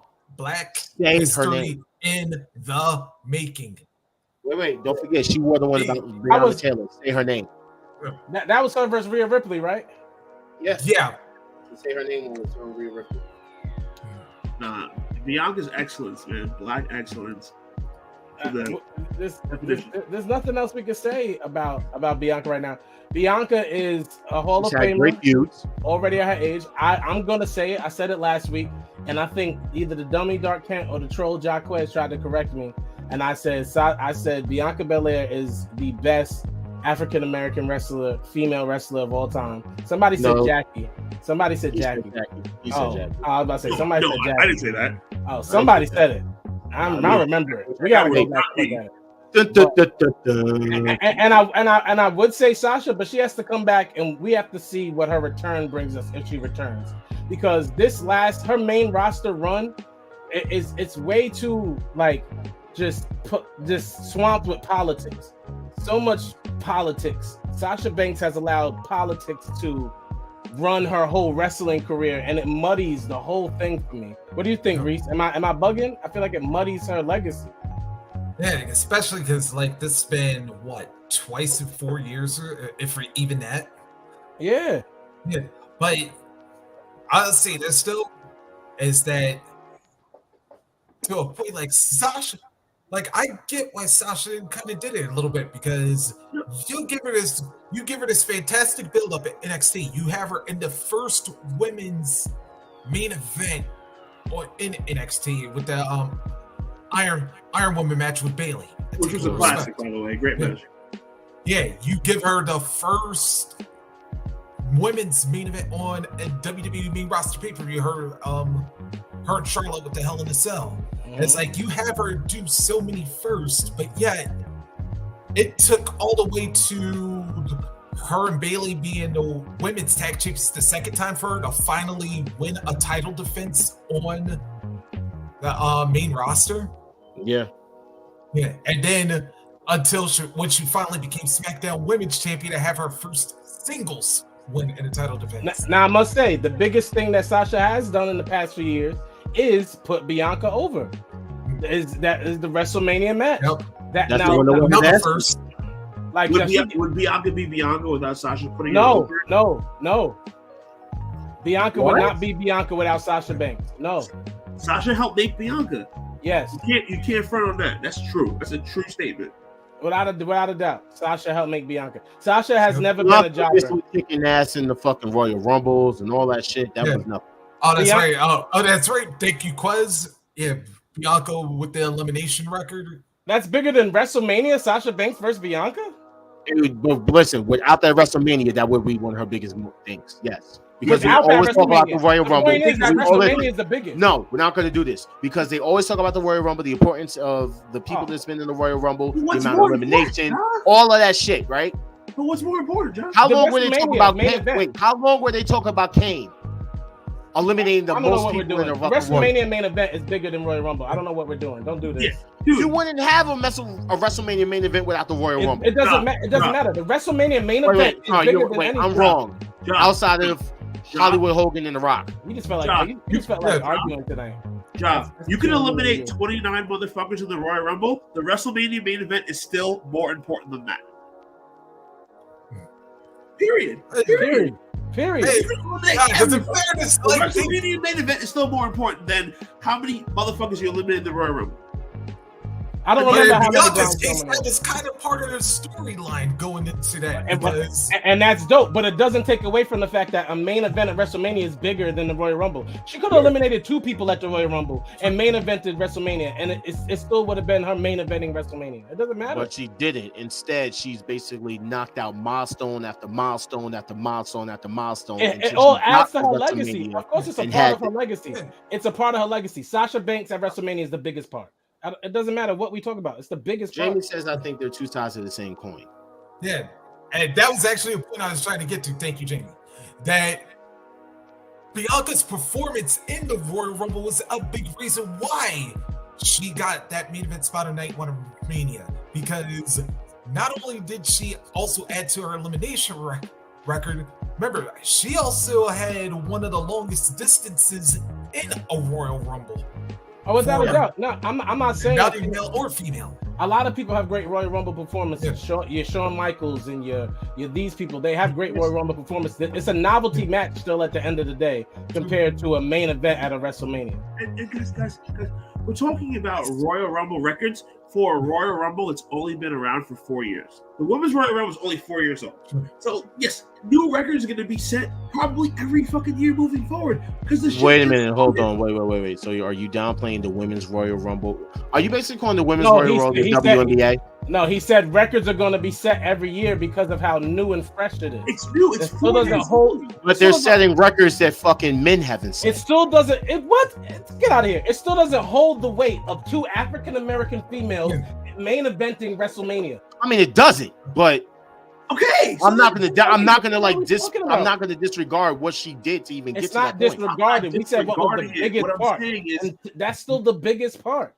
I mean, y'all saying that Bianca would not be as big and not go against Sasha. We're talking about records that are only 4 years old. The shit just started. If she went against who at WrestleMania would have been bigger? Stop it. If you would have replaced, as much as they like this big fucking Krabby Patty bitch, Charlotte Flair, if you would actually replace Sasha with Charlotte Flair and it doesn't have the history. It loses the history. It loses the history of 2 black women in the main event of WrestleMania. What are you not getting? It loses the history. That's not what I'm saying. No, but hold on. To All-Star for me, yeah, I get where you're going when you're saying lose it, which would unfortunately be true. But at the same point, to go to what Quest is saying, to kind of, because both of y'all are actually making good points. What Quest is saying is, if you replace Charlotte, who's been quote unquote the queen, the best female wrestler, yada yada, all that shit. Too. Yeah, because they're all new titles. Yeah. But then you have Bianca beat Charlotte. Guess what? You just said have a new star elevated, because who was the last person to you know what they don't get? You know what they don't get? You know what they don't get if that's not Sasha? They don't get an SB. You know what they don't get? They don't get none of the red carpet. They don't get none of the fanfare. That match was bigger than any match that happened that week, and that whole WrestleMania was sorry because that match was historical. The history of it outweighs anything. Actually, well, all right, maybe Sasha doesn't get the SB, but I still think Bianca would, because they have to give both have the first women. Black. Yeah, because you would still have the first black woman to win a main event at WrestleMania. Sasha gave her. Didn't whack ass Cody Rhodes win the fucking SB for having a purple titty? Sasha brought the fanfare. Sasha brought the numbers. Sasha brought the followers to that feud. She made Bianca. She gave Bianca that limelight. Yes. Yeah, and I'm not disagreeing with that, but I'm just saying you have that. You have a great point by saying that. Yeah, you lose a lot of history and prestige if Sasha's not in the match. But I'm also saying Bianca still have prestige, whether she fought Sasha or whether she fought not Charlotte. The same. It wouldn't have been the same level. Not the same amount. Charlotte has more world title wins than fucking Sasha. Yeah, but it's fucking world title. Charlotte is technically the John Cena of that whole fucking thing. Sasha Banks has more followers than every wrestler in wrestling. Sasha Banks is one of the biggest stars in wrestling, period. Top 5 biggest draws in wrestling by herself. Okay. All right, I'll start. Let me I'll give you your point here. That if Charlotte's the Cena because of the title wins, Sasha's the Rock because she brings like the outside fans. Yes, okay. Absolutely. All right, I get what you're saying. But one thing I will say is, either way, I was happy when we had 2 black women main event WrestleMania for the first time ever in history. Shout out to both. You know what I'm saying? Yeah. Shout out to both of them. I'm even more sad that they won the SB. That's never happened before for us as well. Fire. And I'm still not mad at Sasha for leaving. I'm not mad at what she's doing with Naomi. I'm loving seeing these black women fucking prosper, whether that's in the wrestling ring or outside of wrestling. I'm happy to see what they're doing. They're not basically out here basically having to make an OnlyFans. They're not fucking like on drugs. Even like some of the last. I'm gonna say this. I don't knock hustles. Josh's comments. Y'all gotta remember that on Wolfpack. I don't knock hustles. If that's what they did, not to mention, and then not to mention Bianca starting to get a little shine outside the ring because she and Jade Cargill was at the NASCAR thing. As a matter of fact, remember a few episodes back, I actually brought for Hot Take Hot Pancake or the fact that she actually signed with a agency recently as well, and that was for like acting and modeling and all that stuff. So I wonder who set the groundwork for getting your business together as an African American female in wrestling that probably helped Bianca get over the most, that turned Bianca into a superstar. I wonder who did that. I wonder what time marked that change in her life. Boss time?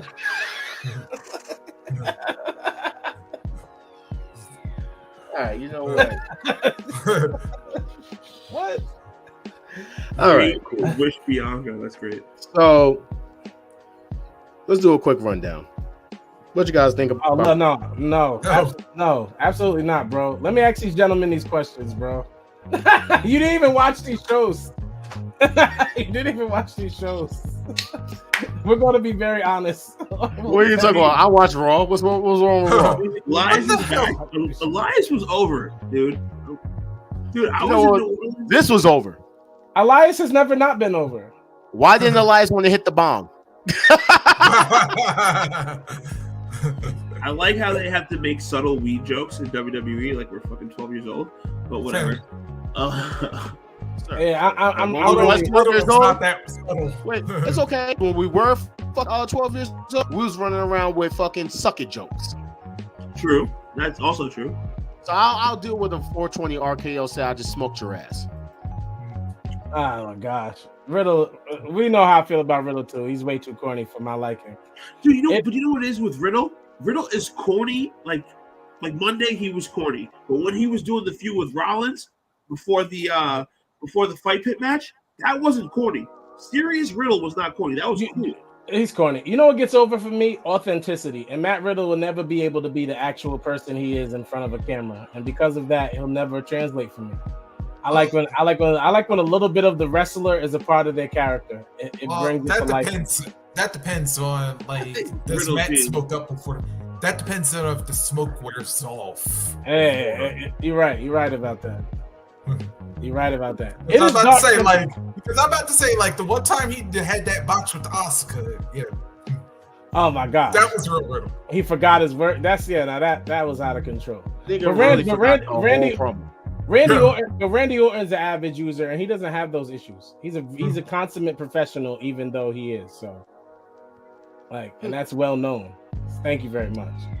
It's Dark Kid's birthday. I thought this was dope. This is. No, this is dragged. I think this is gonna be dope. This is dragged. Do you honestly? Now, here's the thing. Do you think this is when they insert the so-called reveal that Sasha and Naomi is back? Well, honestly, the whole reason why the match is happening is kind of stupid because Bayley's like, "Oh, you never pinned me." It's like, dude, Do you think this whole feud is dragged? Ja is trolling me tonight. I don't know why it's not my birthday. Why am I getting trolled tonight? Does the ladder match count as a real match? Like, to me, it is dragged because of that reason. It's like, oh, you never pinned me. It's like, yeah, bitch. It was the first female ladders match of all time. Yes, it's not supposed to pin you. It's a ladder match. Another milestone for Bianca, by the way. Another one. Yeah, another milestone. Exactly. Yeah. By the way, and Bayley, I know that WWE doesn't like to do long-term storytelling, but did you forget that Bianca also whooped your ass over on SmackDown? Reese, now I got to say this to you on top of things, bro. Yeah. Stop comparing Triple H regime WWE to Vince McMahon regime WWE. Triple H does do long-term storytelling. Bray Wyatt's going to tell his story for a whole year. You want to see some long-term storytelling? Watch how long it takes for us to find out what Bray Wyatt is doing. Dude, you want to see long-term storytelling? Wait till Cody Rhodes comes back in January and wins the Royal Rumble. And then can I ask my first question? Cody Rhodes is not winning the Royal Rumble. No, hold on. Let's start right. I asked my brother Reese to come on here tonight, y'all, because like I said earlier, it is Dark Kent's birthday. Reese and Kent normally have opposing opinions. One of my questions to them tonight, because we don't have much time, one of my questions was, Reese, Kent. Oh, yes, we'll start with it. Is Imperium a top 10 tag team of today? Look at Ja. Hey, it's your show. What is it, Kent? No, I'm going to go no. No. There's 10 other tag teams right now better than Imperium. There's 10 better than the Imperium right now. Yeah, dude. All right, it's not about me. What you say, Reese? Yeah, right now I would say yes, because I'm even trying to think of 10 tag teams that are going to stay together long enough for them to actually qualify to be on this damn list. But we're talking about all of wrestling. We're not just talking about WWE. Oh, I know. That's what I'm saying. I'm trying to think of 10 teams that are going to stay together long enough to be on this list. Can you name them? New Day, Acclaimed, Usos. When's the last time you seen New Day together? Last week, fam, they were on SmackDown wrestling together. What are you talking about? Last time I checked, New Day was a trio, but go ahead. New Day is now a tag team. And as long as New Day is still a tag team, they're in the top. That's because Big E got a whole broken neck. Hold on, let him finish this. All right, let's see. So, Acclaim, Lucha Brothers, FTR, New Day. Oh, stop. Hold on. Now, actually, you just couldn't put FTR up in that top 5 right there, bro. Thanks for solving question number 2 there. Okay. Thanks. We're supposed to build this out a little bit. I'm just feeling it. All right, FTR. Dude. Street Profits. All right, hold up. I'm at 6 right now. Yeah. The Good Brothers. Continue. Wait, I got 3 more. There's some names that are missing. I'm just looking at you like, yeah, I'm missing. Can I throw the Briscoes in there? Can I throw? Why is it like I'm going like a mental block right now? I can. There's other tag teams. Swerve and Glory.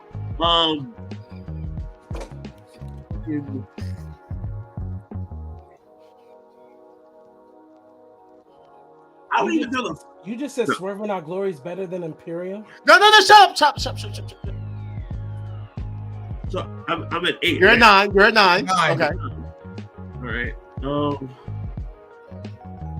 And the Brawling Brutes. Bro, number 10. Wow. You said the Usos already. Good.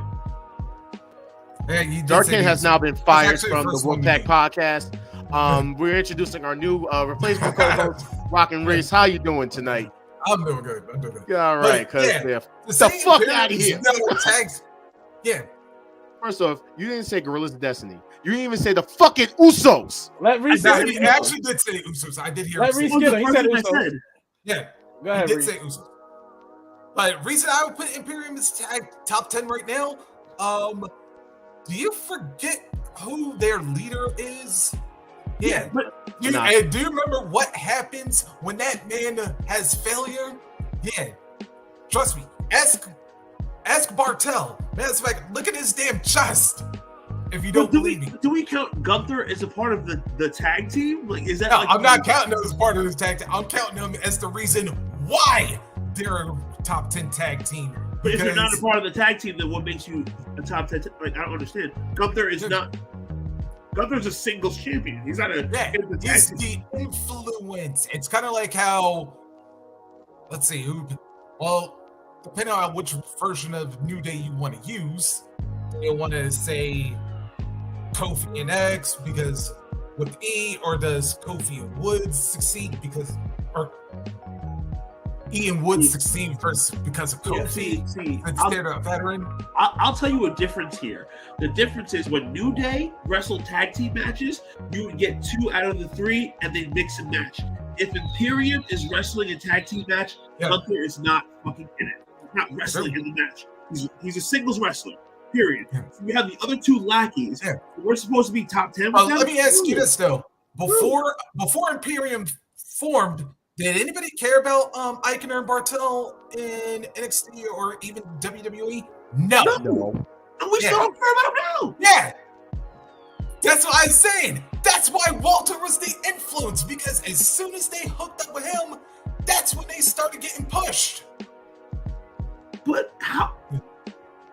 First of all, how are you a top 10 tag team when the most important part of your tag team doesn't wrestle in your tag team? Oh. Yeah. Because, like I said, he is the influence. Because sorry, this is why good. do you think? Yes, why do you think also that Eichner and Bartel are even important right now? Because of Gunther. Yeah, exactly. Because once they're saying Eichner Bartel, they're elevated because of him. Exactly. Chris, he's not in the tag team. That's granted. But so then how do they get even half of that push if they weren't associated with him? Hell no. Exactly. So how is a tag team of nobodies with a good leader? Yeah, they're not exactly nobodies, but it's like 2 bums and Gunther. And Gunther let me put it to you this way.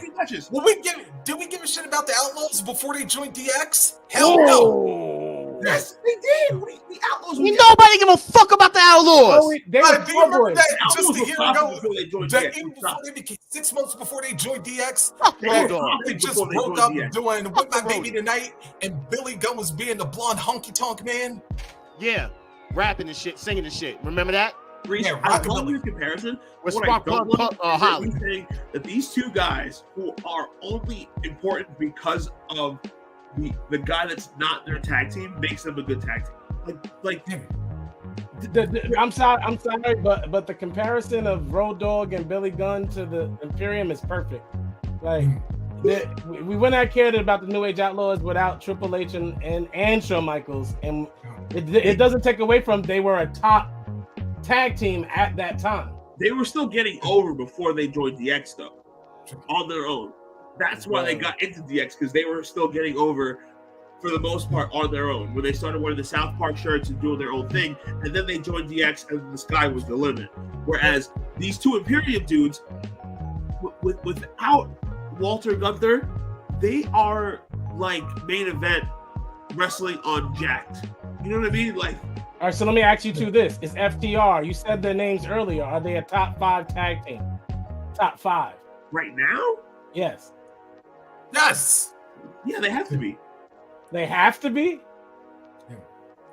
Acclaimed, Usos. You have the Acclaimed over FTR? In terms of popularity, yes. Yeah. We're talking about wrestling. Yeah, as far as overall success, I was like, dude, I would not only have him top 5 right now. I'd put him number 1. Listen, If we're talking about, I love history just like the next person, but no. like, yes, you know, FTR has way better matches than the Acclaim, but in terms of being over, the Acclaim is the most over tag team in the world right now. You can't even front. Wait, Reese, you said FTR is number 1, so you're telling me Hold on. No, No, one the time. Acclaim is the most over tag team in wrestling right now. Yeah. you're telling me that FTR is over the Even Usos? more over the Usos. Yes. No, the Because Usos, Usos, yeah, it's great to do Usos it in number one one. company. FTR is You two are bugging tonight. great. the Usos is still number Yeah, one. because let me ask you a question here, everybody. And also, I even throw you in this one. Name me how many teams have held 3 different World Tag Team titles simultaneously. I can't. Yeah. I don't know. Hey, you want to know who would only be? It would only be. The Dudley Ballers. Thank you, Quez. That was one, and the Young Bucks would be the other. Well, I knew the Young Bucks. I didn't. The Usos are number one until someone makes them not number one. In the entire world, the Usos are the best tag team. But in terms of popularity, being over, check their stats on Pro Wrestling Tees. The Acclaim are the shit right now, bro. But then, if we're talking about popularity, there were 5 teams definitely greater than. Shout out to Lit Tilly. That's, Than FTR, tuning right? in from airtime. Yeah, there have to be 5. There are 5 teams more popular than FTR. So how are they top 5? If that's how you're grading it. You know what it is? The grading has to be a mixture of the two, like your popularity and your matches and where it evens out, which would make the Acclaim right now the second best tag team out. Like, do they have 5-star matches all the time? No, but they're fucking over. Right, Not so- a little bit over. I just want to know what strain are you smoking on? Listen, we got to get out of here, so I got to ask this question because we got Reese with us tonight. I got to ask this question: is CM Punk the greatest of all time? No. Thank you. He finally admits it. He did it. Oh my god. Oh my god. Listen, That was a I'm loaded telling you. question. We know CM Punk's not the greatest of all time. And we're good. Wait a minute. Elizabeth, I'm coming to join you. He First finally admitted it. off, That's a ridiculous question. before we go, quick rundown. What did you guys think about Dynamite? Damn. First of all, prayers to Hangman, even though he kind of messed himself up on that damn twist, which he did not have to do. It was mid, But in the words of MJ. It was mid. yeah. MJF carried the show with his promo, and Yep. shout out to Hangman Page. Yeah, if you talk about this one more time, I was about to say, do not show the kingdom. Shout of out. God. But All right, I got one better. I got one better. Shout out to the return of Stu fucking Grayson, nigga. Let's go. No one cares. Dark Order, motherfucker. You can't name me one Stu Grayson match. You can't name me one Stu Grayson match. Stu Grayson versus Kenny Omega. Next. That sounds more like a Kenny Omega match. Wow. Don't hate on Stu Grayson. Stu is actually a fucking phenomenal talent. Oh, and of course, Rio came back. Yeah. I love Rio. Bro, honestly, I'm not gonna lie. When Rio runs out to the ring, I'm like, yo, who is this 7-year-old running to the ring right now? I wanted her to turn. I want her to turn heel and attack Toni Storm, and because she didn't do it, it was boring. I mean, it's coming up later because Martel brought up something. You notice every person Toni Storm shakes hands with suddenly gets a title match. Yeah, right. Oh, shout out there, Tom. Interim is stupid too, by the way. Interim. By the way, this was the whole fucking thing. The whole idea of this, because of what I brought up before earlier in the show about them trying their hardest to beat AEW in the ratings and shit. These niggas literally brought every fucking body they could from either Raw or SmackDown. They weren't trying that hard because it has not been there in a long time. They were not trying that hard. Thank you. Shinsuke Nakamura popping up. They were not trying that hard. This was a simple compete, not a beat. Because they didn't. That was the best part of the whole show. Yeah. This was the best part of the whole show. That's part of the whole show. They didn't market. They didn't promote. They didn't promote Shinsuke. They didn't promote people that they could have that would have gotten them the ratings boost they needed. It wasn't about you going beating, up against the NBA World on a premiere night. Yeah. Both of these. Yeah, they was taking this one light. Dude, they had the Celtics versus the Sixers, and they had the Warriors the Lakers Lakers versus after Golden that. They didn't care. State. But let's just get into this though, because this was a good match for what it was. However, as we all know, Hangman basically got hit with the King Kong lariat. He didn't basically land correctly. He hit his head straight down onto the mat. And he laid there for a little bit until doctors came and checked on him. He was still unresponsive, and they called the match. He was trying to do the inside out bump. He was trying to like hit a back flip. It did not work. Yeah. They had to basically come in. They had to lower the lower rope, and he had to be stretchered out of the ring. It was a very scary sight. You know what I'm saying? That's why I never liked that damn bump in the first place, because all it takes is just like one under rotation, and then that's what I said. Like, even Alex's World, shout out to them. Shout out to him. I actually follow him. Great person to follow if you need some wrestling content and news outside of us. I genuinely had no idea if what I saw was staged or real, but apparently the match ending to Hangman's match versus Jon Moxley was not staged. Page is legitimately hurt. It looks like he was KO'd by the King Kong lariat. The referee stoppage was to protect him. We're calling AEW, praying for Hangman. We know what he looks like. Then this came out, an Adam Page update for those who have asked. The Adam Page KO versus AEW champion Jon Moxley on Dynamite appears to have been a legitimate medical issue. One source believes that he may have suffered concussion, but we don't have that 100% confirmed. Page was checked out backstage by medical staff, and then by 10:38 p.m., we're told that Page left the venue to get examined at the local hospital. There's still no official word as of this writing. Obviously, PW Insider wishes him the best. We then got an actual official statement from AEW where Hangman was taken tonight by medical personnel to a Cincinnati trauma center and is diagnosed with a concussion. He was discharged but will remain in AEW's concussion protocol. AEW Hangman Page are grateful for the exemplary response and care of staff and local medical personnel and are appreciative of the love and support for the fans everywhere. We had people, as far as, you know, even though they are suspended, the EVPs changing their picture to Hangman, and also the GOAT himself, to me, Big E also wishing prayers for Hangman as well. Even MJF does not think Big E is the GOAT. This is ridiculous. I said it to piss you off, but listen, even the thing is, MJF, he broke fucking character. When have we ever seen that? MJF actually, after that whole great promo he did with Jon Moxley to set shit up, he came out and broke fucking character on Twitter and was like, prayers out for Hangman. No, dude, yeah. But then he came back against that and said he's mad he said it. Now he sounds like a poor. Well, I mean, you know, it's like he wants to be a good guy, but he can't because.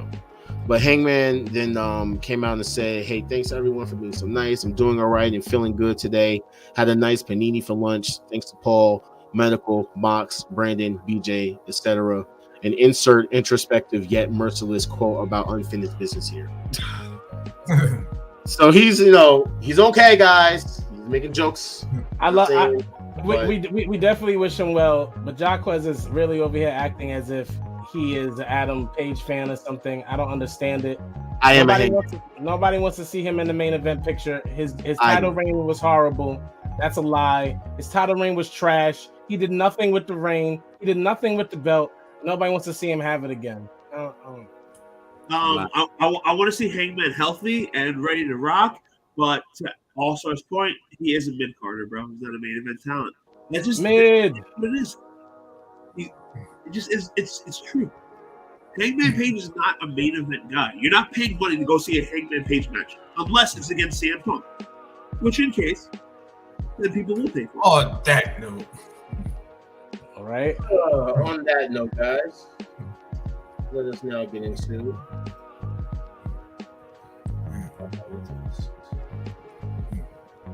Rock and Reese, please go first, bro. All right, first of all, because first and foremost, Kent, I want to wish you once again a happy birthday. I appreciate you, brother. Thank you again, Wolfpack, for having me on the show one more time. And would love to be back whenever I can be. But my final thought would be this. Wrestling fans, we're in the final quarter of 2022. We got a lot of stuff coming up. yeah, just sit back and enjoy the ride, because like this is the time of year where surprises tend to happen, like in between, especially like with Wrestle Kingdom build up starting to happen. We're approaching the Royal Rumble. It's like, just let wrestling be fun again. Let it be a surprise. Yes. Not just to yourself, but to the fans that who either follow your podcast, that you attend shows with. Because yeah, we need more of those unexpected reactions, because that, if anything, is just as good as a promo or a match in wrestling. Is that when you have that camera pan around and you're seeing genuine shock or surprise, or hell, even anger if there's a unexpected heel turn. Yeah, let wrestling be genuine with yourself and with everybody else. Great words. Great words. Love that. Love that. I'm gonna go before Kent because we're gonna give him unrequited time tonight. All right, well, so I gotta get out. I'll catch you later. Peace out, Reese. Ladies, brother, thank you for coming in. Thank you, Reese. My name is Jared Allstar on the Bearded Babyface. I never talk about my music on my wrestling podcast features, but I make music. It's great. It's incredible. I rap and sing and write, and my He's wife okay. And produce. And yeah, you know, He's all right. Anomaly. And he freestyle. He does everything music-wise. If you could, everybody in the chat, everybody listening, follow Jared. Don't follow. Go listen to. Go to your Apple, Spotify, whatever you got. Don't do Jared it. All-Star. Jared All-Stars. Jared with 2 R's. All-Star. Type Jared it with in. 5 R's. You know what I'm saying? Type it in. He can't interrupt Maddie, so he might as well do this during me. That's fine. Jared All-Star, check out my music. Let me know what y'all think. Like, I really appreciate it.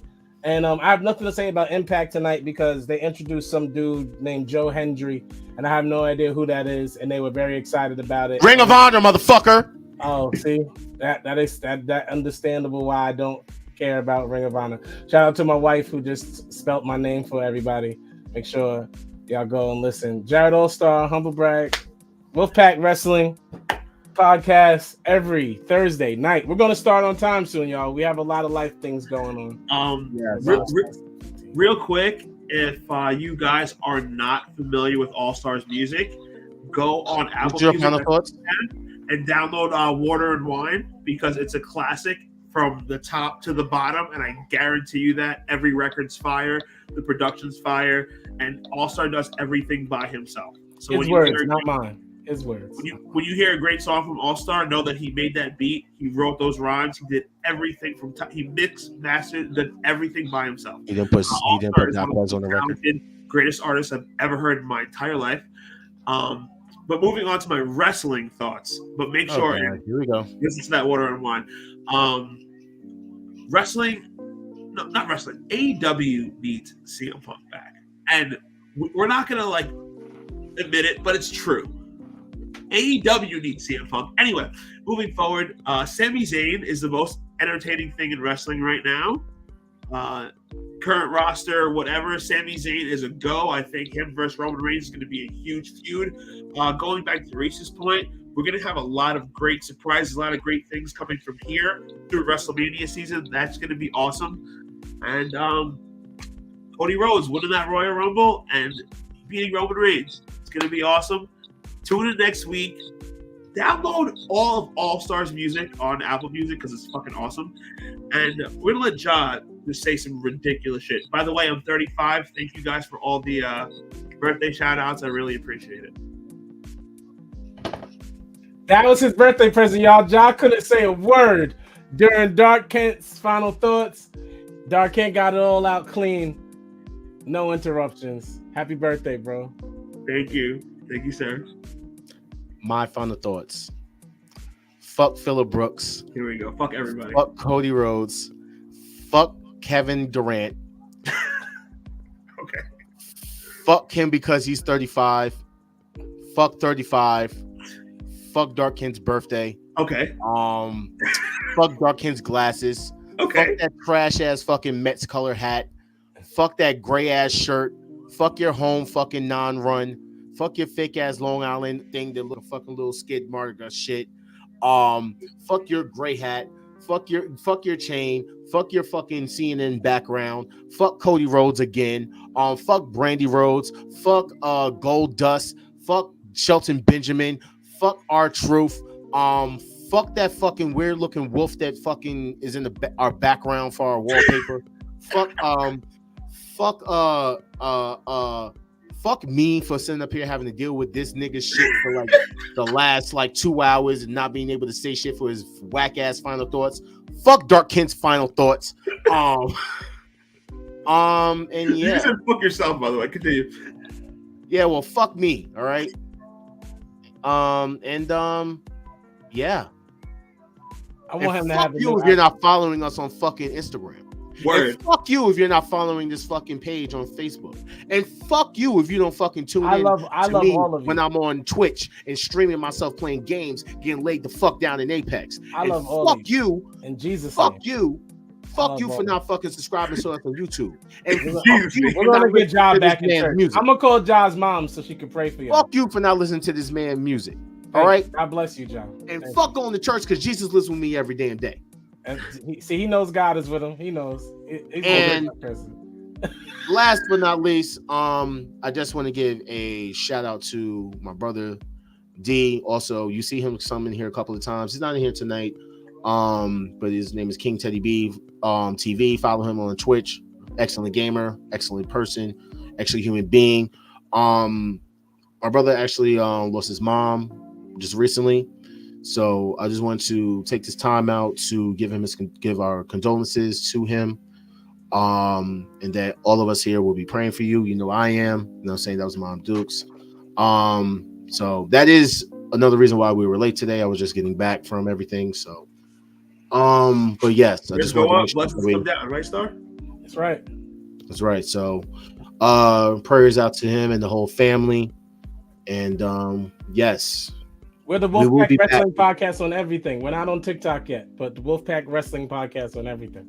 Underscore the Wolfpack Wrestling Podcast. If you write it, it'll pop up. Just the Wolfpack Wrestling. You know what I'm saying? Like, or I'll just put the disclaimer under here again. Make sure to like and share this video. Also, make sure to click the link in the video description to access all of our content. All right. If you click that link in the video description, you'll get all of us, everything. All right. And then you can even follow us, like I said, on the Wolfpack Wrestling Podcast. Make sure you put that underscore. Make sure you put that there. And never forget, fuck Velveteen Dream. I'm out. See y'all. Goodbye. Hey. And good night. Happy birthday, Dark Kent. Thank you, man. I love you. Fuck Dark Kent.